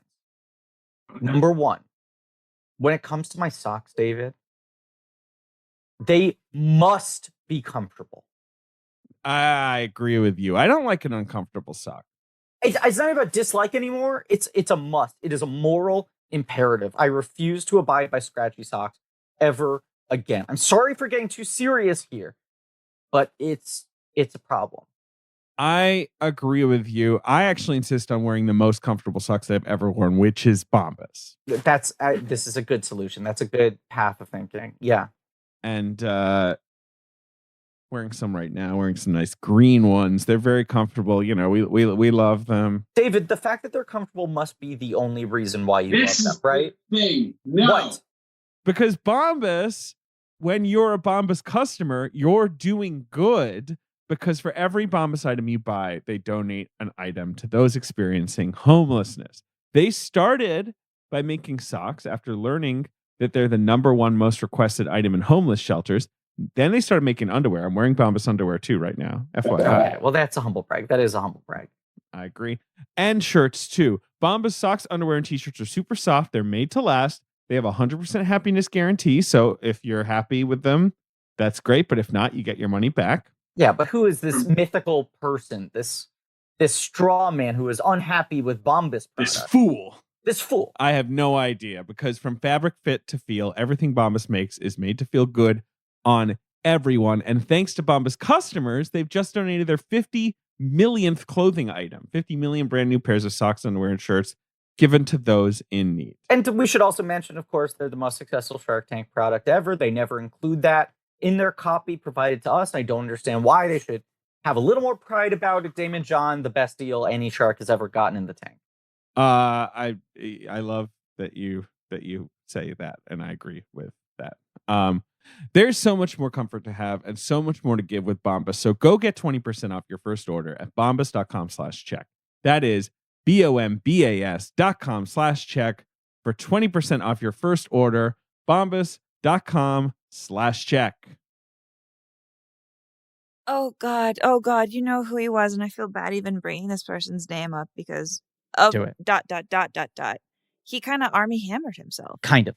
There's Kind the thing, like Yeah. there's a type of actor Yeah. where they're really tall and handsome, like crazy tall, crazy handsome, and nobody knows what the hell to do with them. This is my Right. Yeah. Where it's like, how can I be in, I'm trying, like Lethal Weapon? It doesn't make sense that someone as good looking and charming as me Honestly, would have yeah. any problems. Right. Honestly, that's true. It's Right. like super true. And so they like wind up in these kind of weird roles, or they're trying to cast against type. And if they aren't intellectual, if they did go to an Ivy League college like Reeve did, they're going to outgame themselves, which is what he did. I think he outsmarted himself a little bit. I mean, it was like the Merchant Ivory was sort of the only fruitful collaboration he found. Makes sense in those post things, Superman, and Superman ended up sort of getting like off the rails.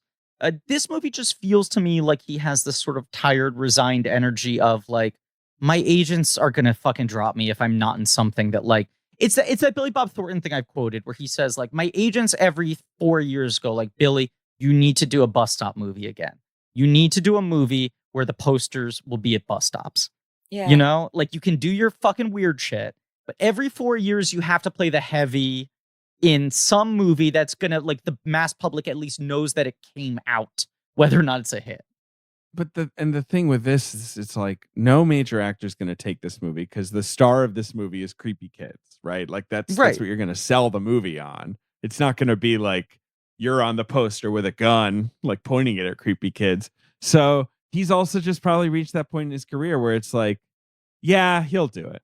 You know, like, no, we're not going to get X A-lister, right? Yeah, and he gets to say like, oh, I'm working on Village of the Damned now, and people go like, oh, I know what that is. With John Carpenter. I recognize you know, that. Right. Those things make yeah. sense to me. Kirstie Alley is in that zone that most sitcom stars found themselves in the 80s and 90s.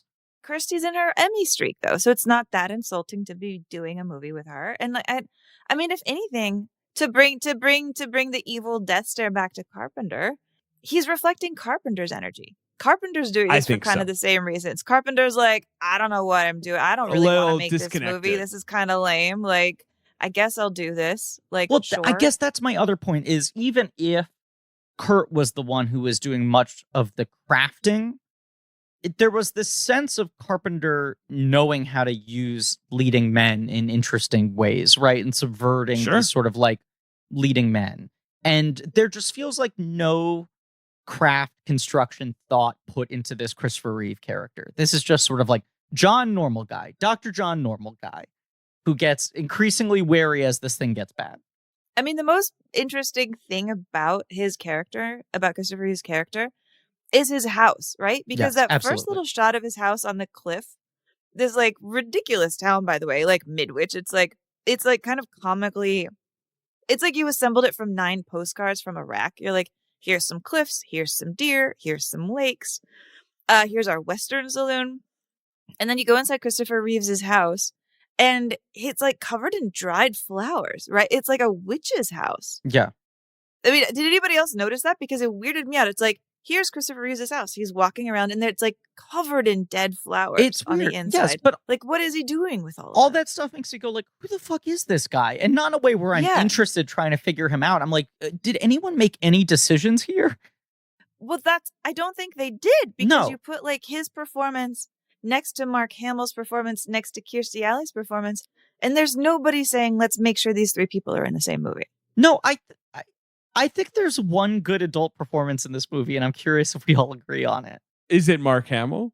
I think it's Linda Kozlowski's pretty good. Yeah, she's pretty good too. And we've covered the fucking Crocodile Dundee trilogy, and this is one of her only non-Croc Dundee movies. This is essentially the end of her career. She does this. She hasn't done a movie for 6 years until Dundee in Los Angeles, and that's her final film role. It's pretty much one of like the only movies she made without Paul Hogan in it. Now, I'll say this: Paul Hogan might be fun in this movie.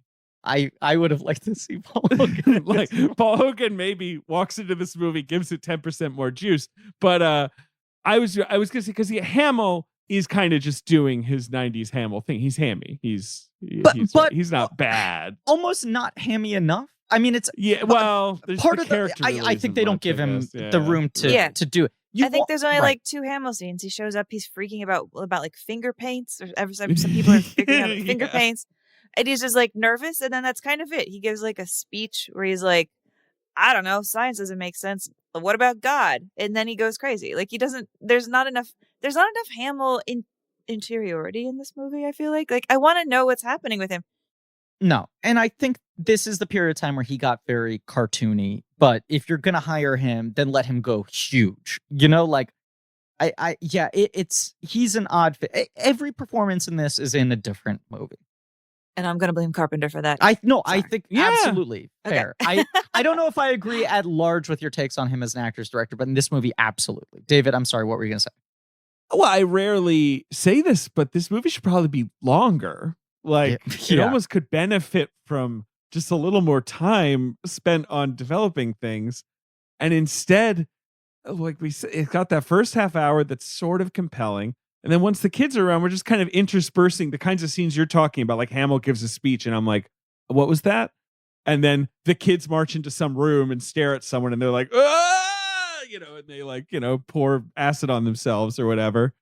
And they just sort of repeat that ping pong, back and forth for, an hour. Yeah, but what you're not getting is like what leads to the most interesting part of the movie, that this is a group of kids whose parents don't love them. Yeah. Right. Like, I mean, Sims, you became a parent. Like the time that goes into waiting for the birth, preparing, all the anticipation, and then to go through and you have a kid who freaks you out and is disappointing. Like, that's it's interesting. Fascinating. Yeah, David, as someone disappointed by your daughter, what do you think of this movie? David, as someone whose daughter could possibly kill all of us with her stare. No, this is the whole thing. She does have big eyes. Amy, She does have big eyes. Amy, You have not met Sims's daughter, but I don't know if you follow the Instagram, maybe. Absolutely looks like someone who could kill people with her stare. You should follow the gram. Maybe, It is. If you don't, I'm going to send you a picture right now. Amy, it is wild. We were hanging out with 2 other friends who have small children, and so there were 6 parents sitting around, and the other 4 parents just kept on going, Jesus fucking Christ, her eyes. She does have intense eyes, but I will. That's what I will say, Amy, is what you're like. I kept having questions, stuff like the fact that they have like clothes, right? Like where I'm like, the parent bought them clothes. Do they go to school? Like, what's a night like with these kids? Does the parent go like, eat your chicken nuggets? And the kid's like, no, I am part of a hive mind. Like, what's that conversation? I have a partner. We have imprinted upon each other. So much of parenting so far, it's just a lot of daily grind stuff. It's all enchanting and wonderful, but it's also kind of like, all right, you got to eat, you got to sleep, you got to, and like, is that how it is with these guys? Or are they just sort of going home and like pouring themselves a martini and their parents are like, yeah, I don't know what's going on with my kids. I don't really have a relationship with them. Yeah, there's none of that. There's none of that. Take a shower, brush your teeth. Like, yeah, right. Like, did they change their diapers when they were little? And also in the original, there's at least like siblings. Like all of these guys seem to be only kids, so there's no other kid kind of stuck in a house with them, being like, "You freak me out." There's really no human point of view on these kids besides like, "Oh, get away!" Like they treat them like cockroaches. It does feel like we're like fucking 5 seconds away from a 10-part Prestige Village of the Damned miniseries, right? We're like, here's how you stretch it out, and someone at Hulu is listening, and they're like, I will say it's actually already been greenlit in England. They're making it as a TV series. They are. But, That's but actually they're going true. back to Yes, the OG, yeah, the yeah. Midwich. Doing yeah. a Midwich, but this movie has the plot device of they kind of pair off, not with siblings, but they just sort of they're bonded pairs, the kids. And so then you have the one kid, David, played by Thomas Dekker, Griffin. Yes. Who went on to be in stuff, right? He was in Heroes and shit. Sarah Connor Chronicles and all that. He was John Connor. He was the Zelensky boy in Honey, I Shrunk, the TV series. Right. And so he's like supposed to be the sort of like not quite evil one because he never, I guess, bonded with his yeah, exactly. So, like, if he had a girlfriend, he'd be more evil? Exactly. Then she'd keep him on the straight and narrow. Everything I learned on Reddit. Amy, you have to stop going to that page. You gotta stop going. You gotta stop going. It also feels like that's a weird Carpenter thing seeping through of just like, what's the most horrifying reality I can imagine?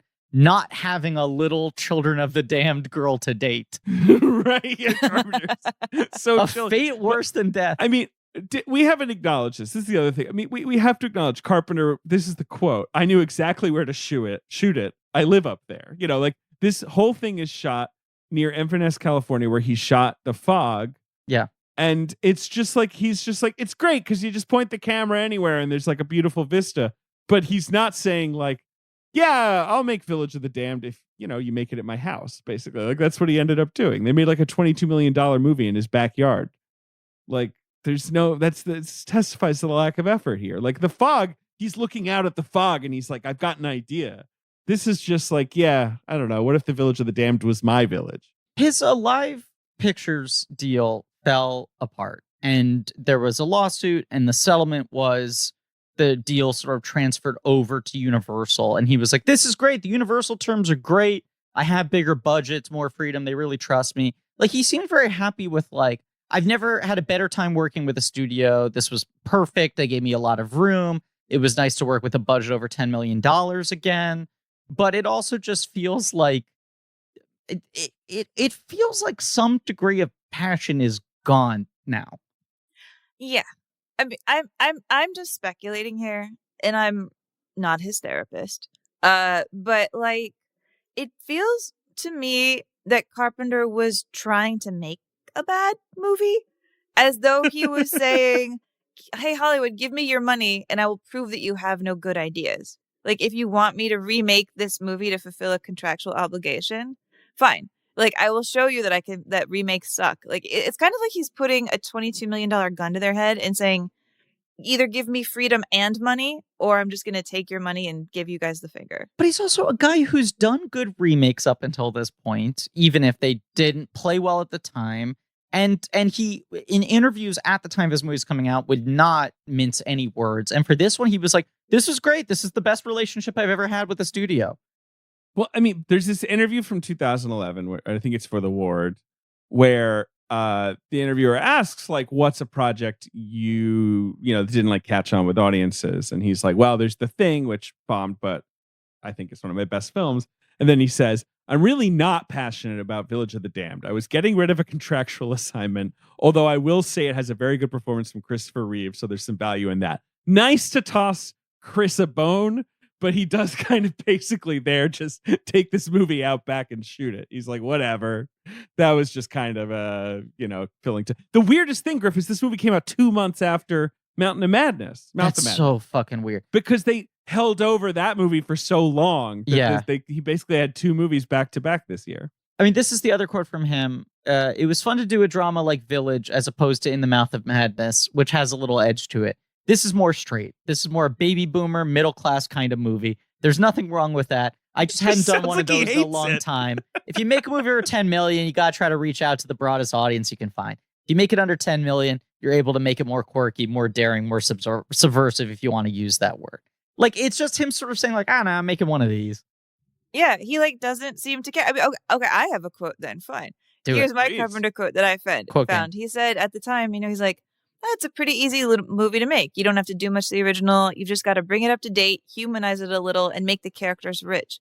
And I will say he did none of those things. Like, he didn't bring it up to date. He didn't humanize it, and he didn't make the characters rich. So it's really like he didn't try, even with the low stakes he said he had to try. Well, I'll one up you with yet another quote, okay? Oh, good. So this is from Starlog, but this is when he's promoting Escape from LA. The easiness of the production, as JJ, our researcher, pointed out, seemed to be the main appeal. He goes, people sneak up on me occasionally and say, boy, I loved Invisible Man. That film was a difficult experience for me. That was as close as I've ever had to a why am I doing this situation. I thought at that point, life was miserable. I felt, why live this way? Maybe I should be doing something else for a living. But I did a couple good films after that, and now I'm having a pretty good time for an old guy. It does sound a little bit like, here's this guy who's been fighting so fucking hard for all his movies for like 20 years, and most of them are shit on at the time. And he was just like, I don't know, can I do this the way other people seem to do it? Other people seem to not be fucking... What if I just don't care? Right? Losing their minds all the time. Right, there's that attitude. He seems tired. It feels like he's settled. He's like, you're fine. We'll go to Applebee's. I'll marry you. I don't care. Right. I'm done. Right. Like, I'm 32. Yeah. I've done the thing. I had my hot and fast loves of my life early on. Like, here we go. And now what I think the irony is because he didn't, I believe, and I say this again, it pains me. I love Carpenter. I did a whole podcast on Carpenter. I was going to ask you. Yeah. But like, yes.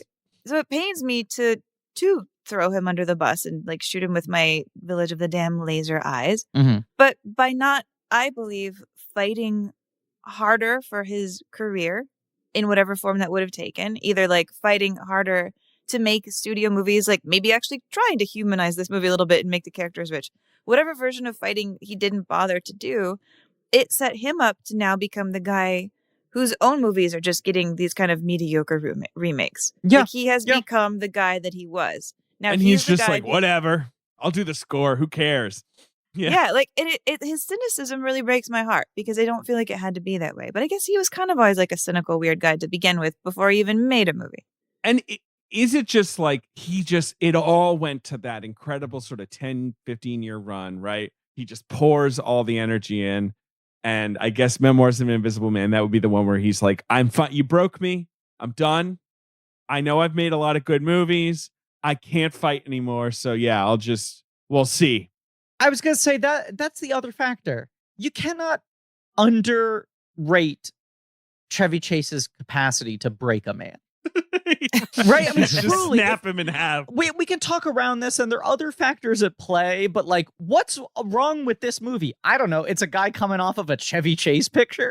I know Mouth of Madness is in between, but like, maybe the chase takes a little while to catch up, you know? But that's what I think of him, and I do want to ask you, Amy, about doing your Halloween podcast, which is incredible, and people should listen to it if they haven't already. It was from, when was it from, Amy? It was for the 2018 movie, right? It was 2018. Clock's Halloween ticking, baby. Unmasked. Halloween season's almost over. Right. But like, I do feel like now I imagine like David Gordon Green sitting down with him being like, yeah, so what I'm thinking for Halloween Kills is like this and this and like this. What do you think? And Carpenter's like, huh? Yeah, whatever, cool. I'm just going to do like some synths. That's what I'm thinking. Like, he just, like, he's let like, me noodle back here. Do-do-do-do-do. And Green's like, well, I'm trying to pay homage to you. And he's like, like, I just feel like he's completely over all of it. Right. What's the vibe you got from him? What I got, like, he was the first interview I did for that podcast. So I was absolutely nervous. Like, it was like, whatever we got from him had to be kind of the skeleton we hung the rest of the show on. So, I mean, I prepped for that like I was going to be like Katie Couric at the presidential debates. I was like freaked out. And I was like, I have exactly this amount of time. And I'm going to like waste 3 minutes tactically to talk to him about NBA basketball at the beginning, knowing that he likes basketball and I like basketball. Maybe that'll get him to like relax with me a little bit. I think you're cool. Right. Totally worked. I will say that. But what I got from him is, I'm going to call it like big cat energy. Which is a thing I've been thinking about a lot watching like the new season of Succession, because like Brian Cox plays like his character on Succession with I also believe big cat energy. Yeah.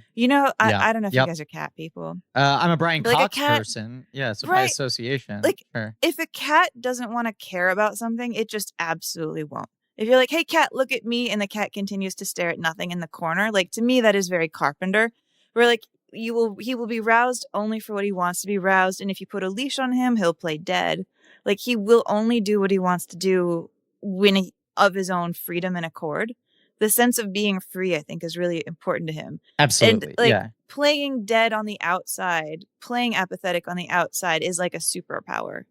And it enables him to live this creative, weird life of like noodling around and creating his own Grateful Dead cover band or whatever he does. Like in his own home. I also think that I want to make it clear this is not my opinion. This is an unfortunate reality that I've come to accept.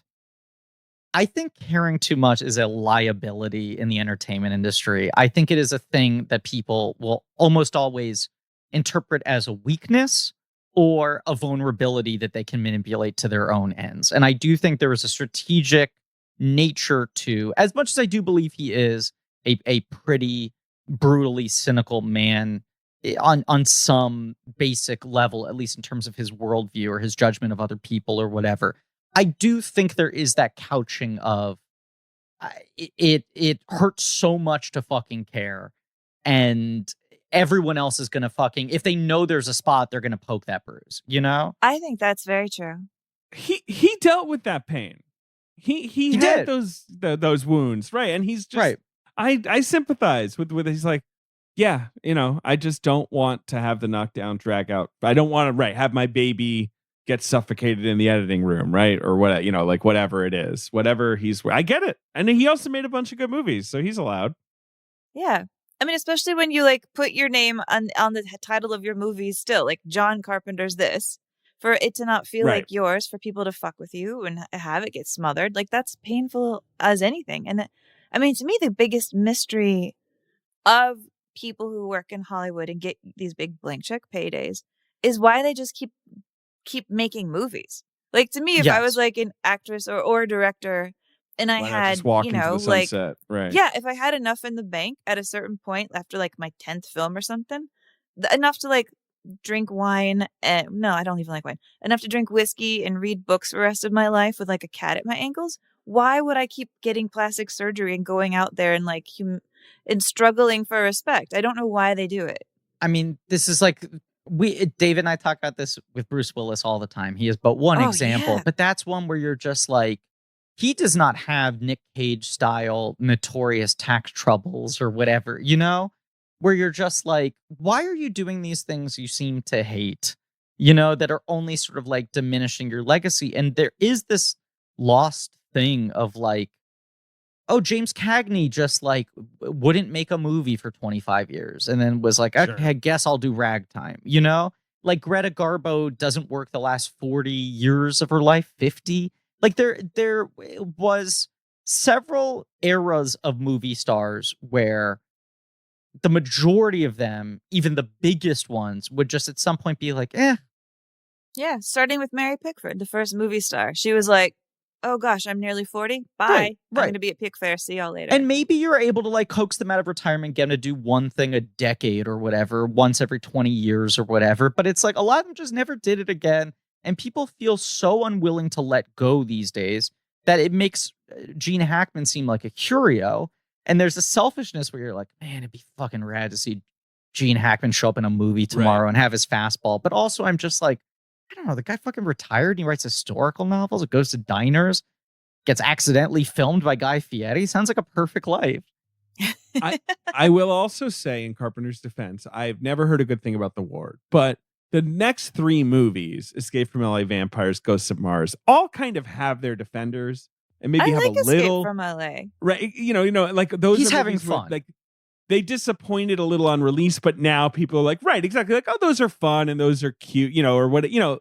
So this one and The Ward, I mean, Memoirs of an Invisible Man, it's very obvious what happened there. Like that's a star problem, as you say.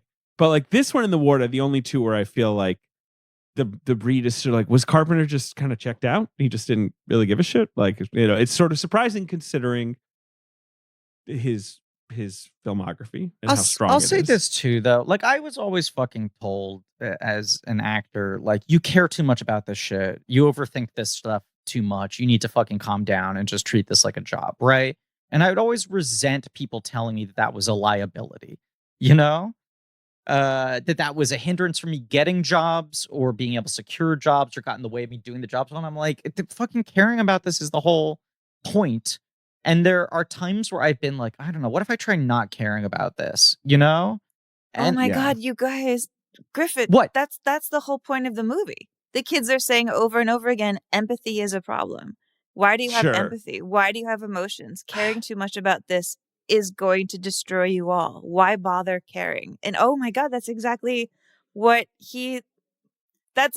Carpenter's argument. Oh my God. Because I was going to say, this feels like him trying, maybe. This feels like him going like, what if I try one movie where I don't give a shit, right? And for whatever you want to throw at Vampires, at Ghosts of Mars, Escape from LA, no one's going to say like, that feels like that is made apathetically. But this is a movie about him trying to be like, I don't know, let me do what other people do, which is just they just show up and they do their job and they cash their check and they go home and they don't fucking start World War III over like their little like genre movie.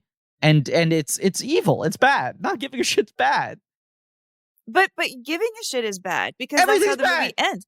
Okay, but like think about this. Like the whole last third of the movie is about like, are we going to rescue David? David's a little bit better than the rest of them. Like we should take care of David. Well, let's not pump Sims up too much. Yeah, he's smart. Well, you're fine, David. When I was a little blonde boy, I also spelled my name in blocks. But like, speaking of creepy David, who to be clear, creepy David is the movie David. Speaking of creepy David, like there is this big push for empathy and like maybe this boy can be saved and maybe it's okay to have a heart after all. But the way the movie ends is like, probably not. Like you saved a guy who's going to kill people. Like, yeah, I think the movie does say it like it. To me, that's like one of the frustrating things about the build up to the climax is like you're watching Christopher Reeve and Linda kind of like sweat and try to save David from not having to die in the giant fireball. So many fireballs in this movie. Like feels like that's where most of the budget went, is fireballing everything. Yeah. But like I was watching that stretch and being like, why do you want David to live? He's still also probably evil. And like, yeah, maybe they're like hiding his face when other people glow their eyes and murder people, so we can't tell whether or not he's like murdering with his eyes as well. They just hide that from us. But like, don't have empathy for David. And they do. And that's going to wind up really badly for all of humanity. Right? Yeah. Like David does not look like he's going to be nice to us. No matter the fact that he was saved from the fireball. Because like also all his friends just got killed. So it's so weird that this is a movie where, just like in the original, late in the film, Kirstie Alley gets the news that society is nuking basically towns to kill these kids. She delivers it with like mild surprise and the movie kind of just moves on. Like, why isn't that so chilling? Like, I should watch that and be so freaked out.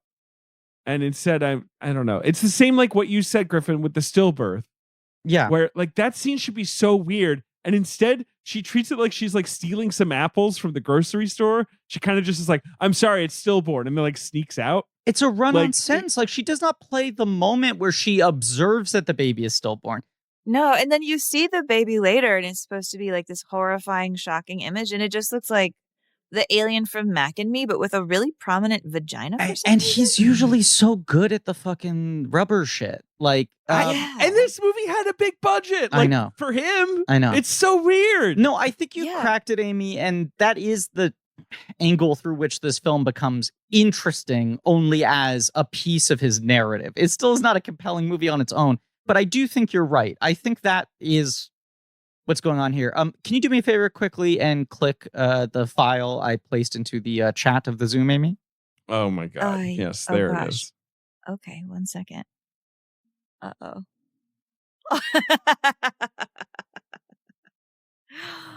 Griffin, you love to send a picture of my child as a sort of a surprise moment for the podcast. Yes. He has it love on his that. desktop now. Like It's the same ready to go. expression as when you sent me a picture of her earlier, David. And I was like, your baby just looks like she has a secret she doesn't want to tell anyone. That secret, I mean, she might be damn. No, get come out of on. here. Well, no, I'll tell you She's not. She's not. I'm joking, of course. Mean joke. Amy, she does have a secret. I'm going to share another picture here quickly. Here, if you want to just look. I think you're it's just very doing sweet this, that but- you collect these. Of course. If you want to just click this quickly, it's a link. This is just your favorite new bit. She looks like the Uh-huh. boss baby. Actually, she does look like Thank the boss you. baby. Yeah, I know she looks like the boss baby. We all But know that's it. a great thing. The boss baby's the boss. The boss baby's a movie star, too. She's in charge. She's a fucking movie star, boss baby. Boss baby, fucking $20 million opening weekend. How many people can Runs say that? shit, David. Yeah. Runs shit. What if we made the boss baby of the damned? That's the thing. What if the third boss baby is that their eyes start glowing? They start making people kill themselves. The suicides are so the guy jumping off the roof and then like With the impaling broom? himself on the broom. Yeah, like, and then it's like such an obvious like dummy. Like it's so weird. the gags None feel of the scares sloppy are in good. this. Right. No, it's not scary at all. The only one that kind of got me was the guy who falls asleep on his grill and cooks I was going to himself. say, That was that's kind of the cool. one fucking compelling image. And it's like, yeah, you're only seeing the aftermath of it. He really looks Yeah. like a sausage man.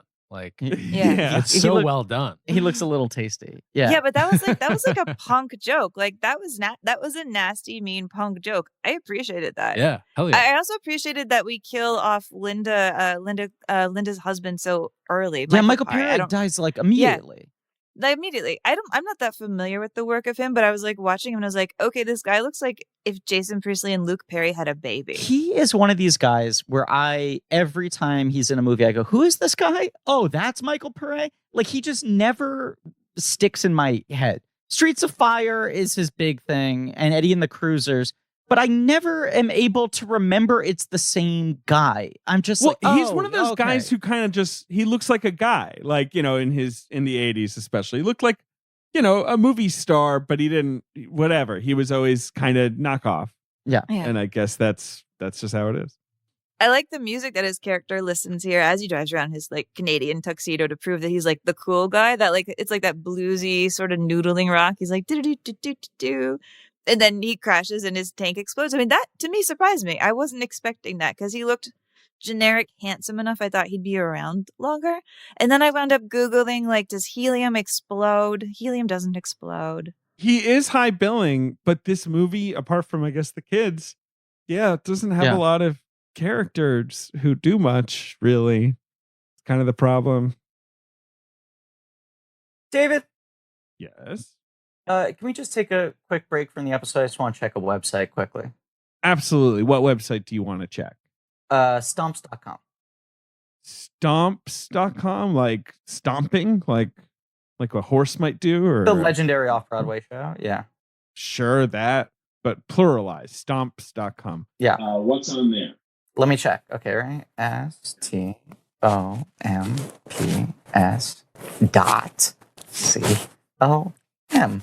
Enter. David.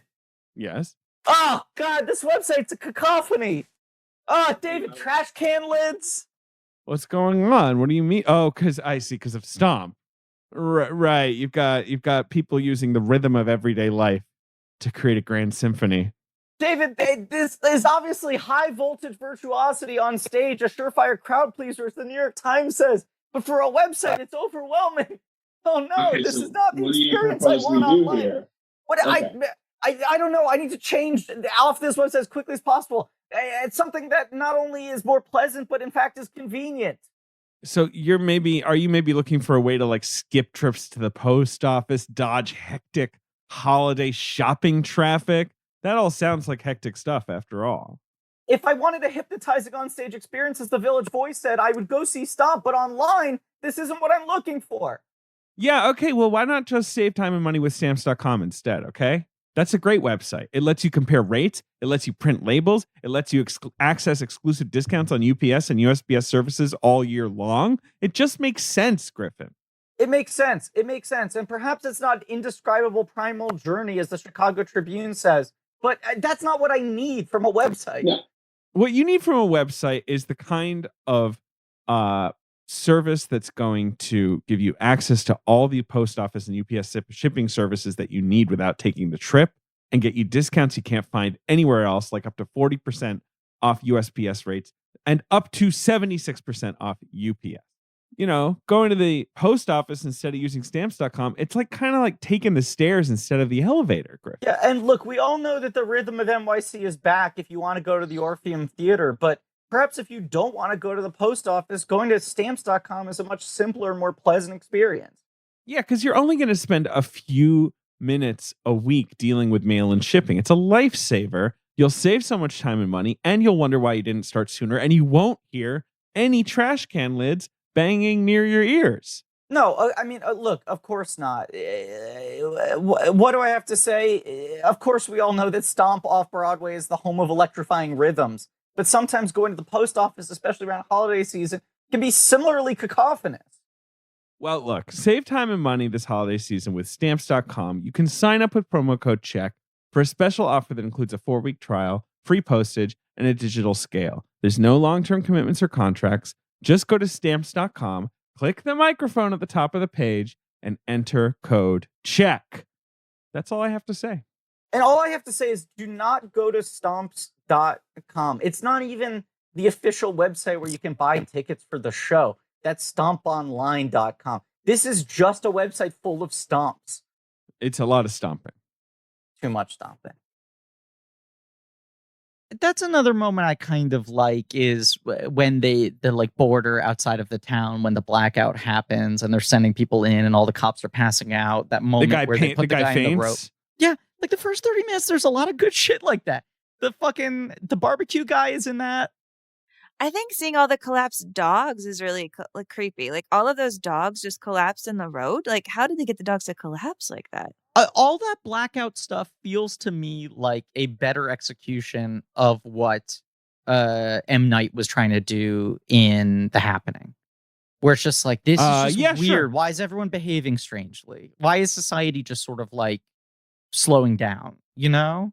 It gets that kind of eeriness right. Even aside from just like the big shocks and scares and stuff, just the oddness of it. It's true, and then Kirstie Alley shows up and introduces herself as Dr. Susan Werner, like Turner with a V.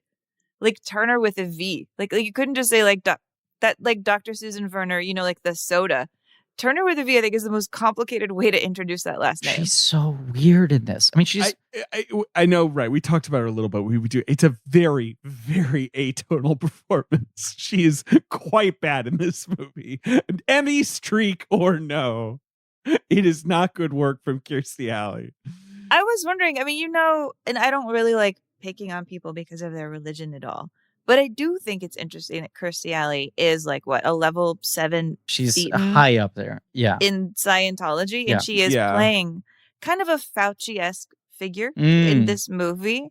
It does feel like she's channeling a little bit of her aggression towards smarty pants government people who think they can tell you what to do. Right. Yeah. Scientists who know what's up. Like, I mean, she's like playing this movie like she's Agent Hobbs. Like she's like simultaneously doing like fucking like Tommy Lee Jones in The Fugitive and doing like His Girl Friday, right? And she's not doing either one well. no, and I don't think Carpenter's helping her. He's like, okay, sure, why don't we shoot you in an all-black room for some reason? Right. Like, let's just do that too. Like, let's just have this film turn into a noir for some scene. Like, here, it's going to be like a TV movie with a pumpkin patch in the opening scenes and like a film noir for 3 minutes later on. Sometimes it feels like she's playing like brassy screwball lady, and other times it feels like she's playing like a government agent who literally eats nails. Yeah. I mean, I kind of want to switch the costumes between like her and the virgin girl who gets pregnant. Because like Kirstie Alley shows That's up Meredith like, Salinger. Yes. Yeah, Meredith Salinger. Because like Kirstie Alley shows up wearing like all black for just sort of no reason.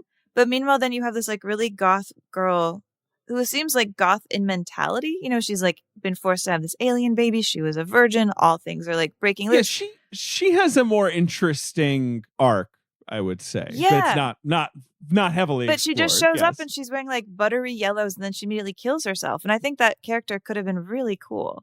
Yeah, especially because every single thing about this character is the shit you couldn't do in 1960. Like, this is all untouched, you know? It's like, here's a character who is only defined by the subjects we could not discuss when the last movie was made. Yes, but then they don't actually do much with that. No, she's just fucking haunted, and the kid kind of fucks with She her. does offer the kid booze. That was an interesting choice. Yeah, that was great. Yeah. Yeah, I wanted more of that. Yeah, I wanted to see maybe the kid get a little drunk and then lighten up. Yeah, that'd be good. One of the damned kids gets drunk and then whatever. Up. Uses some, powers to do does some tricks and antics, shit. You know what I does mean? some Juggles with pranks. his head. I don't know. I mean, did none of the parents ever realize the thing with the glowing eyes? Do they This is never the- just this- be like, why don't we wear It's so bizarre. sunglasses? It's Or like, so why don't we bizarre. not look at them? Like, But this is the whole thing. Why are they not all just throwing these kids off a cliff? I guess it's because the kids can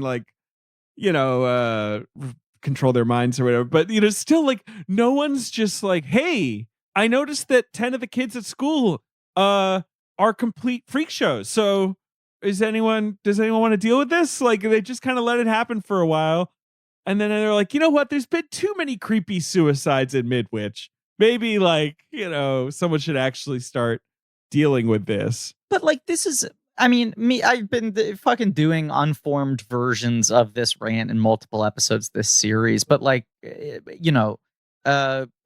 subtlety being overrated and realism and being more interested in things where you can sort of like deal with a more elastic tone, but you get away with it when you clearly are able to project to the audience that you have a consistent sense of what the rules of this universe are. And like in the original film, largely because they cannot show pregnancies and deliveries and things like that, you have these sort of time jumps, and then you just end up in a state where it's like the kids are like this now and everyone is sort of freaked out by the kids. And the whole movie is at such a specific pitch and wavelength that you just go like, I accept that these are the rules of how this universe operates, right? Like I will buy into weird movie logic as long as you convey it to me with a sense of integrity and specificity of like, this is what we do or don't talk about, right? And this is a movie that just never gets over the hump of why isn't everyone freaking out about this all the time? Like why aren't they constantly screaming? yeah. Or why aren't they at least just putting a bag over the kids' heads if it's like the eyes are the problem? Like, do they sleep? And if so, it seems like you could solve this. And also, it seems like they figure out pretty quickly that the kids can read your mind, and then they do absolutely nothing with that. The brick wall thing is so bizarre. Well, that's Yeah. in the original. I guess they just wanted to do it again, right? It's just so poorly, I feel like, It is. It's not well realized in this done. one visually. Yeah. I mean, it looks like he's doing stand-up. Yes. Well, especially because it does. I almost did a brick wall background and then I realized it would just look. Wait, like I if was that doing stand-up. happened, that's amazing. God, that's funny. That would be Wait, good. that's really funny. What is the deal with empathy? Right. But like, imagine he could think of like worse stuff. Like, I always have songs running through my head that are so annoying. Like, if the kids can read your mind, why aren't He they just just thinks thinking of about the Baby most Shark or annoying, like dun whatever. dun dun dun dun dun? Right. Yeah, just Right, drive the right. kids crazy. Right. Just do fucking And moves like Jagger in your head until they run off a cliff. But- yeah. I feel like in the original when he does the brick wall, you're like, oh, this is like an inventive way for a cheapo horror movie from Yes. 60 years ago to sort of this must be from the book and it's interesting, right? And this just kind of feels like they were like, what did he do last time? Brick wall, that's fine. Well, it's easy to shoot a brick wall. I'll point a camera at it. And the shots at the brick wall are like, this is the fucking money shot, as if it's like the nightmare imagery from the end of Prince of Darkness or whatever. And you're like there's a weird and not a screensaver. right. Yeah, and also, like, if they know that they can read their minds, did you notice that twice Kirstie Alley goes up to Christopher Reeve right before he has to be around the kids and tells him a dark secret that the kids can't know? She's like, you're about to go into like the shark's den of kids who can read your mind. This is the perfect time to tell you that the government has been blowing up all of the other children. Don't let them find that out in your head. What? But keep that at the back of your brain, though. Keep that, put that on a back burner, maybe. It's so bizarre. Whatever. It's not a very good movie. No. I mean, that's, we're Okay. coming at this from a lot of angles, but that's how to diagnose it. Yes, Amy, what? I just have to say one last thing. Of course. Like, when the villagers finally get mad at the end and finally go crazy, like right after Hamill like is forced to commit suicide and his wife starts screaming, all of the villagers finally decide to do something about this, and they are straight up out there in the street holding flaming torches. Like, this They is sure a are. Frankenstein movie. Like, where did they even get the torches? This is just one of those things where I'm like, did Carpenter not? He was like, making a schlocky movie. Don't even bother giving them flashlights or whatever people would have in the 90s. They're all going to go to like the hardware store and get flaming torches for this scene.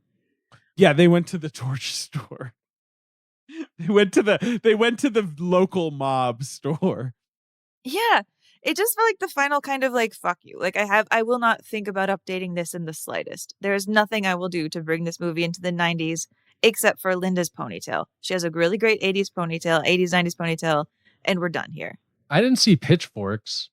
Could have done But with they more had those pitchfork. flaming, yeah. He was saving those So for I the mean, sequel. he updated in that way. He's like, who uses pitchforks anymore? Just torches. That's true. Although this town could use a pitchfork. I mean, there's a lot of hay barrels. Yeah, maybe they could move some hay around, just sort of keep themselves occupied. Here's the thing I want to read. I don't know. Why not? On set, here's from our dossier. Thank you to our researchers. On set, Hamill and Alley kept things loose, breaking into Bela Lugosi impressions between takes. Ed Wood had just been released. Hamill, we couldn't stop talking like Bela Lugosi. It's spelled phonetically like that. We filmed one scene where I came to Christy and say, "Where did you take the baby?" And I couldn't help myself. I said, "Where did you take the baby?" And she bounced right back, practically shouting now, "I took it to the pathology lab." Kind of wish Hamill had just done that for the whole movie, right? Yeah, Like, he should have just leaned into that. This needs like a gonzo performance in it. Like, it needs someone doing like a fucking Jeffrey Combs. And when Well, you have we were Hamill, excited about the crazy guy that you started the episode off with, just because he's got a little juice. What's his name? The flower guy. right, but he's got like one fucking scene. Like, you Yeah. know what? Hamill is like a crazy raving preacher with a bizarre accent. George Buckflower, that's his name. He's in like a million things. Oh. Carpenters, right. Good name. Yeah. Yeah.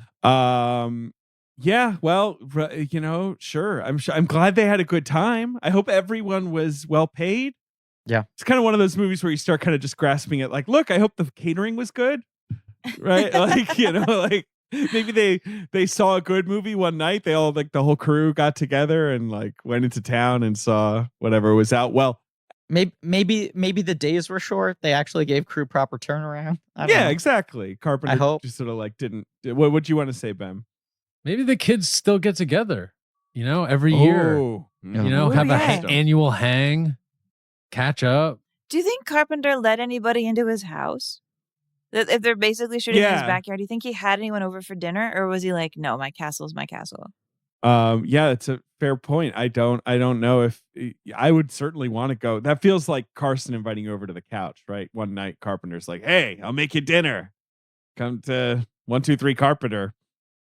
There's a quote here. I mean, Hamill met Carpenter at a Halloween party that Carpenter had at his house in the early 90s. And he said, I was struck by how easygoing he was. His house is covered in lobby cards. He grew up reading Castle of Frankenstein, Famous Monsters of Filmland, and I realized we were cut from exactly the same cloth. We spent half an hour talking about Creature from the Black Lagoon. I mean, that's cool that Carpenter's house is all fucking monster movie memorabilia and shit. And also, like, the idea of those two having a nerdy chat is also, it's just kind of tickling. Like, as much as we sort of worship these sort of nerd heroes now, like, they both seem like pretty good guys, Carpenter and Hamill. I mean, Hamill is such a notorious dork. Like the one of the things about him is that he apparently, I don't know at what point it ended, but I believe for at least the original run of David Letterman doing late night pre-moving to CBS, he had like every episode recorded on VHS, and he still might. Like, he was a guy who would like record it every single night, and this is after Star Wars had come out, after he had done the trilogy, and he's just like setting his VCR to record Letterman so he can rewatch episodes and shit. He has obviously been our number one dream guest on the George Lucas talk show forever. Of course. And our whole bit was always, if we ever get Hamill, we will not bring up Star Wars once. That will be the bit. We will ask him about anything and everything else. He can dictate the conversation, but we will agree that Star Wars will not be discussed once, and we will not discuss the fact that we're not discussing Star Wars, right? Do you think he'll want to talk Village of the Damned? Well, can I tell you what our Maybe. pitch? Can I tell you what our pitch has been? Okay. And I don't know if it's ever gotten to him directly. I'm saying this on air because I want fucking people to tweet at him and see if we can get his attention with this. I don't know if this. You're trying to mind control the listener? That's my hope. I don't know if this has ever gotten to him directly, or it's just like his fucking publicist or manager like shutting us down. Our whole thing is, can we do a live stream called Hamill Barbera, where we let Mark Hamill curate a playlist of his favorite Hanna-Barbera cartoons, and we just watch them and talk about that. I think that's lovely. Is the idea behind that just the pun, or is he a acknowledged Hanna-Barbera fan? I think he is an acknowledged Hanna-Barbera fan. The pun is good. And also, Sure. I believe maybe his first credit ever, if not, it was one of his earliest, was he was in Genie, which was the I Dream of Jeannie cartoon show spinoff. That was her as a teen, and he played the teen boy who discovers Genie, and has some other Hanna-Barbera credits as well. So at first we were like, what if we watch every episode of We're Genie. talking about Genie. And we Right, have him on the yeah. whole time. We only talk about Genie. We never talk about Star Wars. And we're like, what if we do all of his Hanna-Barbera stuff? And then it became, what if we just let him pick? But it has to be about Yeah, Hanna-Barbera. whatever We you call want. it Hamill Barbera, and we raise money for charity. I mean, that sounds good. I would watch. Yeah. I'd tune in. That's Who also, came up with that pun? Was that you? I think it was me. Ah. I think it That's was me. quite good. I mean, the idea beyond that, which I believe Connor Ratliff came up with, was if we could book Mark Hamill, what's her name? Shannon Purser and Michael Cera in the same episode, and then we do Hamill Barb Sarah. Okay, box office game. Let's play the box office game, which might be interesting. April 28th, 1995. David was just turned 9 years old. Humble brag. That's me, not David from the movie. Number one at the box. First, Village of the Damned opened number 5, $3 million. It made 8. So 8 is not very good. It cost 20. Yeah, But 8 is not number enough. one at the box office is an, I would say, underrated rom-com. One of those rom-coms that has like an objectively creepy premise, but the star kind of just carries it off. From 1995. 1995. Kind of the she had been in a couple action movies which had launched her career, but this is her rom-com launch. I think this is her first big rom-com. And then does she have a bit of a rom-com run after that? She's a rom-com legend. She's a rom-com legend. Huh.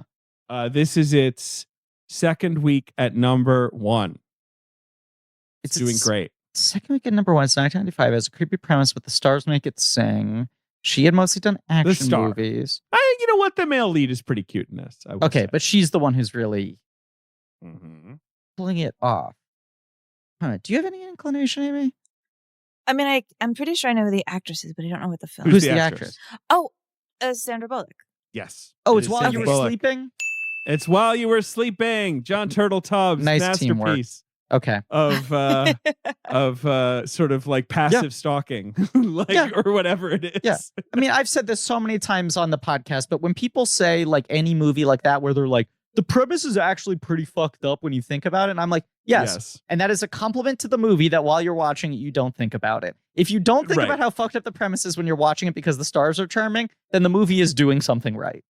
Sandra Bullock, Bill Pullman, Peter Gallagher as the guy she had a crush on who's in a coma. Looking at the billing here with Peter Gallagher's left eyebrow and Peter Gallagher's right eyebrow. Such rich bushy brows. Got the width and the end. I deserved. Peter Boyle plays a character called Ox.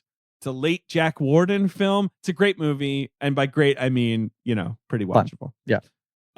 Number 2 is a cult classic, Griffin, that had sequels.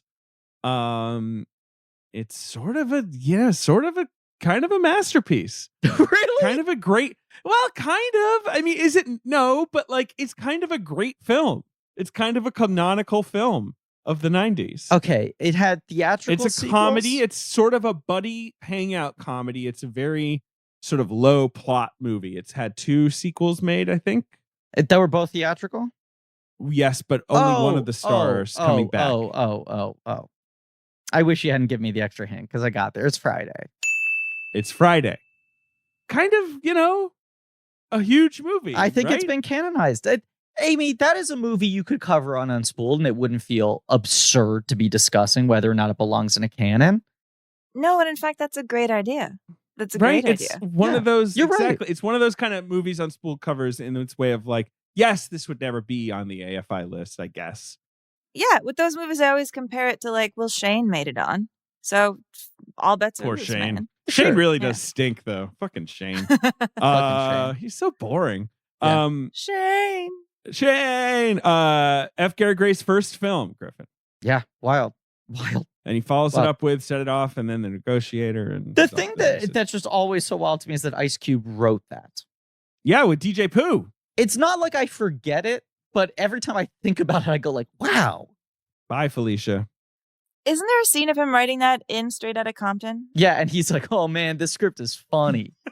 It's literally like, you see the computer screen says like, Friday by Ice Cube, and then the camera tilts over and his wife goes like, what are you doing? He's like, writing this screenplay. I think people are going to laugh a lot. He's like giggling. It'd be funny if he was literally writing "Bye, Felicia," like you see him type it out. Anyway, Friday. Okay, number 3 at the box office, Griffin. It's a major action hit, bit of a surprise hit. Another debut film from a canonical filmmaker. It has had 2 sequels, but a third is on the way.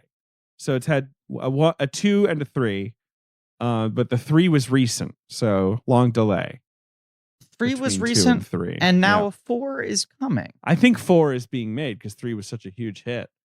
2 major stars, such a huge hit. Kind of a career launcher for both of them. Like one of them is more famous than the other, but the other one's about to be way more famous than the first. After this, you're saying? I would say. I mean, you know what? Maybe he's already more famous. They're both sitcom stars. They're in an action movie. Okay. And one of them's about to be, one of Hollywood's biggest stars. One of them's about to be one of Hollywood's biggest stars. Is it Bad Boys? It's Bad Boys. Woo! Because is Martin Lawrence, obviously famously Martin Lawrence is billed above Will Smith in Bad Boys. Is he more famous though? But Yeah, at that because point, Fresh yes. Prince is a big deal, but Martin is a slightly bigger brand, right? Yeah. But anyway, Bad Boys. A movie, of course, written for John Lovitz and Dana Carvey. The baddest boys of all.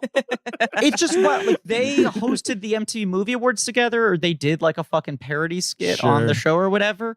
And Hollywood was like, we gotta fucking bottle this. These guys not playing characters, using their default personas, need to have an action comedy built around them. And they write this whole script. And then they were like, Jesus Christ, Lovitz is such a pain in the ass. Is this fucking worth it? What if we just get two people who aren't going to drive us crazy? Like, that was actually the evolution of the thing, was they designed it for them. Carvey was kind of like getting, increasingly reluctant about being a star. And they were like, Lovitz is so fucking high maintenance. What if we get two guys who are actually going to want to work and show up and do their days? Well, they picked well, I guess. Do you think Lovitz ever regrets it in the middle of the night? I mean, imagine a Bad Boys with Lovitz and Carvey where they made a third one this year. Where they're back. Yeah. I can't imagine either one of them running. No. It's tough to imagine either one of them walking faster than a jog. Yeah. Right. Yeah. They're at the jog. mall, maybe catching up to like shoplifting speed walkers. Well, it's also funny because it's like they were both in Trapped in Paradise, right? Which is written and directed by George Gallo, who then wrote the original draft of Bad Boys for them. Like, that was the idea. They play like fucking Goofus and Gallant in Trapped in Paradise. Like, there's no part of you that goes like, put these guys in leather jackets, give them sidearms, and have them run. And then if you try to imagine, like, they would have been in the Gallo version of the movie, but imagining them in a Bay version of the movie it's a really fun mind game. And then we never get the giant Will Smith because he doesn't do Independence Day. Yeah. Oh, wait, no, Right. is that Roland Doesn't Emmerich? I always get them confused in the 90s. It is sorry. Roland Emmerich, but still, maybe he Okay. doesn't get it because no Bad Boys. I don't. Right. He doesn't get Independence Day if he's not in Bad Boys. And if Independence Day doesn't star Will Smith, I think it doesn't work. Maybe not. Look, is this a better world? We don't know. I don't know. Problem. It might be. Number 4 at the box office is a rip snorting costume drama, sort of a war movie set up in Scotland, Bonnie, Scotland, in the 18th century. Braveheart. It is Braveheart. It's Rob Roy, Griffin. Oh, you no. were right the first time. You were right. Because they're the same year, right? They are the same year. It speaks to how, people had a real hard-on for Scottish warriors, right then. Braveheart comes out a month later. Wow. And yeah, Rob Roy was like, that was the odds-on favorite. And sure, Braveheart was seen as a folly, I think. Right. And Rob Roy outgrossed Braveheart. No, at least originally. No, it didn't outgross Braveheart because it didn't do that well. But what you are implying, I think, is that Braveheart didn't actually do amazing. It didn't. I know it did okay. Right. Rob Roy made $30 million at the box office, and Braveheart made 75. Worldwide or domestic? Domestic, but maybe that was partly a re-release situation after the Oscars or something. I don't know. I was gonna say, I think it also played for like a full year. Like, it wins Best Picture a year later. But like, it did not do great when it came out. Yeah, right. I mean, I don't know. Do you like Rob Roy? Have you ever seen Rob Roy, Amy? Never seen Rob Roy. Anyone ever seen Rob Roy? Both of those in my living room. My mom was like really into Scottish folk dancing, so I know that those were both rented from Blockbuster. And I know that she took great issue with the historical inaccuracies in both of them. Yes, Braveheart is wildly inaccurate. I do not remember if Rob Roy is inaccurate. I do remember that Tim Roth is the villain, and he was Oscar nominated, and he has a great sword fight with Liam Neeson at the end. That's all I really remember. Jessica Lange is the love interest. I remember my family had a Gateway computer. We probably bought it like a year or two after this. Humble brag. Absolutely. And it had preloaded onto it like 3 QuickTime videos, and one of them was the Rob Roy trailer. I think it was like to show you, look at how amazing this video The majesty of Scotland and I can remember be it being contained in this gateway. The Rob Roy trailer, the Buddy Holly music video, and I can't remember what the third was. But I remember being like, well, I'll watch this Buddy Holly music video 8,000 times. I'll never watch the Rob Roy trailer again. By Buddy Holly, you mean the Weezer Buddy song? Holly music Yes. video? Yes. I It was also the Weezer Griff was preloaded. I also had Yes. that. I bought some Windows computer that had the Weezer Right, song maybe on it was I it was don't- a Windows Windows thing. I don't know thing. why. It wasn't a gateway thing. Yeah. Right. I don't know why that was picked as the thing, but it was.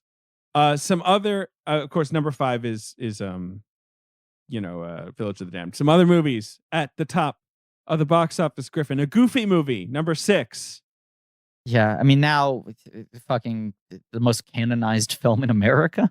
Right. Kids act like it's a Citizen Kane level masterpiece. I remember it being okay. Kiss of Death. I think it's good, but yeah, its reputation is odd. Kiss of Death is odd. The Barbette Schroeder.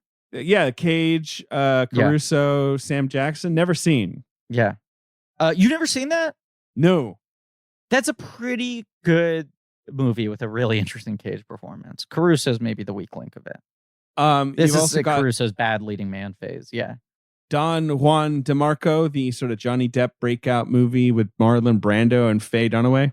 What if people wanted to fuck Johnny Depp? That was the what if in that movie. You've got Circle of Friends, one of those movies when I was a kid where I was like, is this like the most boring movie ever made? Mm-hmm. It's just the posters, just Chris O'Donnell and Minnie Driver like holding hands. Do you remember that? No? Does anyone know what I'm talking about? Okay. Yeah. And then the other movie, Top Dog, a Chuck Norris buddy movie with a dog. Nice. Has anyone ever heard of this? No. No, but I'm interested. I'm going to read you the tagline. The poster is Chuck Norris has a gun, and then there's a dog wearing a police hat. And the poster's Jesus. tagline is, one's tough, one's smart. I guess the implication being like Chuck Norris is fucking dumb. But don't worry, this dog will handle the brains side of the police work. It was Chuck Norris's last theatrical film. Yeah. It's directed by his brother, Aaron Norris. And the Wikipedia here says the film received mainly negative reviews and its box office was negatively impacted by the timing of its release only 9 days after the Oklahoma City bombing. I don't know if that's why Top Dog bombed. I just want to say. I don't think That's you can a lay very the blame. convenient excuse. I'm going to go on a limb and say that the dog bombed the Oklahoma City building just Absolutely. so they'd have a reason why his big starring role flopped. Yeah, like you can't. What I'm going to say to Chuck Norris, Top Dog, and he's like, "Yeah, well, I mean, that thing would have crushed if it wasn't for the damn Oklahoma City bombing."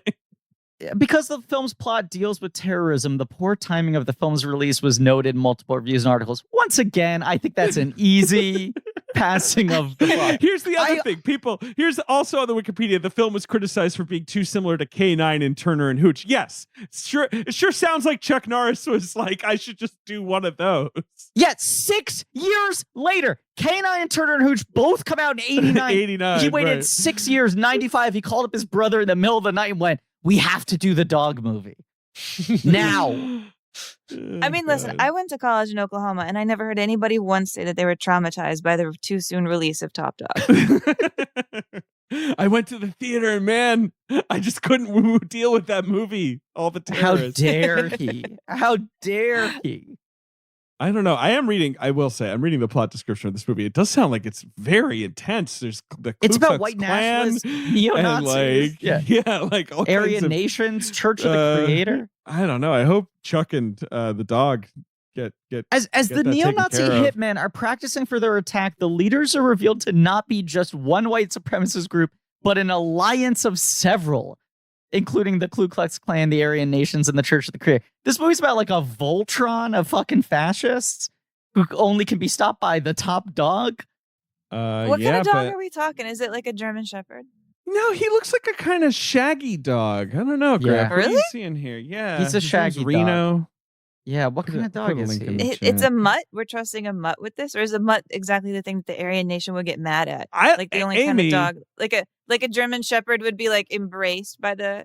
By all the I'm Aryan going to Nation? say is that Reno attacks the neo-Nazi leader. Like, so What? you That know, dog doesn't look scary at all. he doesn't. That dog Well, looks he's- like Chewbacca. No, but he's funny looking. Oh, come on. He's got like a beard almost looking kind of like fur. Its hair is too long. I The mean, that whole dog hook can't here. see. There's like hair in its face. You're like, cut your hair, hippie. You're in the LAPD for crying out loud. I'm looking at the Voodoo bio, like plot summary. Okay. because this wording. Maverick cop Jake Wilder, Chuck Norris, is convinced his career has gone to the dogs when he meets his new partner, a mischievous, high IQ canine named Reno. So it's not just like a joke about him being dumb. The idea is that this dog's supposed to be especially intelligent. This is a high IQ dog. And then are you ready for just the quickest fucking like pin turn of all time? His career's gone to the dogs when he meets his new partner, a mischievous high IQ canine named Reno. But when a brutal white supremacist plot is uncovered, no, you cannot. You cannot. What? He's got to deal with it. He's got to take care of it. The rubber you just burned on the road doing that fucking U-turn. One's tough, one's smart. But when a brutal white supremacist plot. I mean, I will say, I just found Reno on the IMDb page, which took a little bit of time. I was like wondering who the dog was who played Reno, and it was listed under uncredited. But Reno be is actually... Is Bingo? Reno is actually named Betty. Oh. And Betty had one other starring role in the Dennis the Menace movie 2 years earlier. Good movie. Oh my gosh, Nick Castle. Hello, bringing it all around. Nick Castle, who plays worked on Halloween, who plays Michael Myers in the original Halloween, directed the Dennis the Menace movie. So we're bringing this all full circle. Which is what Ben wishes this film had been. Yes, absolutely. Right. These kids are menaces. Yeah. I also just sent a picture of the dog in disguise as a lady with the fruit hat. Oh, okay. That's the photo I was responding to. I was confused by that. That's the Dennis the Menace. There you go. Thank you. Let's just say conclusively, and I believe this has been discussed before, Nick Castle's Dennis the Menace is scarier than John Carpenter's Village of the Damned. Yeah. I mean, Christopher Lloyd alone. Yeah. Christopher Lloyd alone. There's nothing in this movie that is spookier than Christopher Lloyd. That's no. a reboot. That's fair. That's a fucking reboot right there. But just about that Get character. Dennis back. Oh, jeez. So what you're saying is you want to swap directors and see John Carpenter's Dennis the Menace and Nick Castle's Village of the Damned. Correct. I think that's what I want to see. Amy, you roll. I'm sorry it took 5 years to get you back on the show. We'll have you on again sooner. I can't wait. 2026, baby. I'll be here. No, sooner. 2. All right. Well, make sure the movie is as intellectually complicated and sophisticated as this one, please. Look, you got Memento last time. You got a big one last time. I know. No, you'll do a good whale. one. I have some good ones. You'll do a good planned. one. I don't know if I want to do a good one. This has been great. Well, Fine, then maybe you'll do a we'll bad give you one. a real stinker. All I do is talk about good movies. I'm like the inverse of Paul. Let me talk about these. So let's confirm then. Amy Nicholson will be our guest on Top Dog as part of our Aaron Norris series coming in 2036. If you do a series on movies with dogs, which actually is an idea that now we should do for Unspooled. Ooh. Yes, I commit. Fantastic. And people should listen to Unspooled. They can. Obviously. We have They fun. can, they should. Yeah. They must. They must. They must. And thank you all for listening to this show. Please remember to rate, review, and subscribe. Thank you to Marie Barty for our social media, Lane Montgomery, Great American Novel for our theme song, Extremely Loud, Incredibly Online. Their new album is out wherever you get albums. JJ Birch, Nick Loriano for our research, Alex Barron and AJ McKeon for our editing, Jobo and Pat Rounds for our artwork. Go to blankies.reddit.com for some real nerdy shit. And you can go to patreon.com/blankcheck, where now, I believe, officially Santa Claus has come to town, right? Or is about to? Yeah, I should have this loaded up. No, we still got a couple of weeks till Santa Claus comes to town. Okay, so Santa soon. Claus will be coming to town at the end of November. Of course, we're talking Tim Claus's Santa Claus trilogy. Tim Allen's, not Tim Claus. But in a few days, we have an episode coming out, and do we know if it was the Scorpion King or if it was Body Bags? What's the final result? Should we look at the final result here? Well, the problem here, Griffin, is, and Yeah. I can go look, but like Scorpion King seemed to be winning, but everyone in the comments was like, why is Scorpion King winning? Yeah. Fuck Scorpion King. Yeah, Scorpion King won by a healthy 58-42 margin, but maybe we just do Body Bags anyway. I don't know. Maybe we disregard it. I don't know. We'll see what happens. I don't know. Something's coming out in the Something's 11th. gonna happen. Tune in for that. Yeah. Maybe we do good. 2 Top Dog now for this Maybe one. we do Top Dog. Yeah, maybe we do Top Dog. Were there any Top Dog sequels? No, Griffin. There were not. There are 3 K9 movies. We could do K9. Yeah, No. let's do K9. K911. I don't know. Well, that was the episode. Tune in next week on this feed, of course, for Escape from LA. Pliskin's back, baby. And as always, Kirstie Alley should have had a monkey lighting her cigars. Yes, her big giant cigars.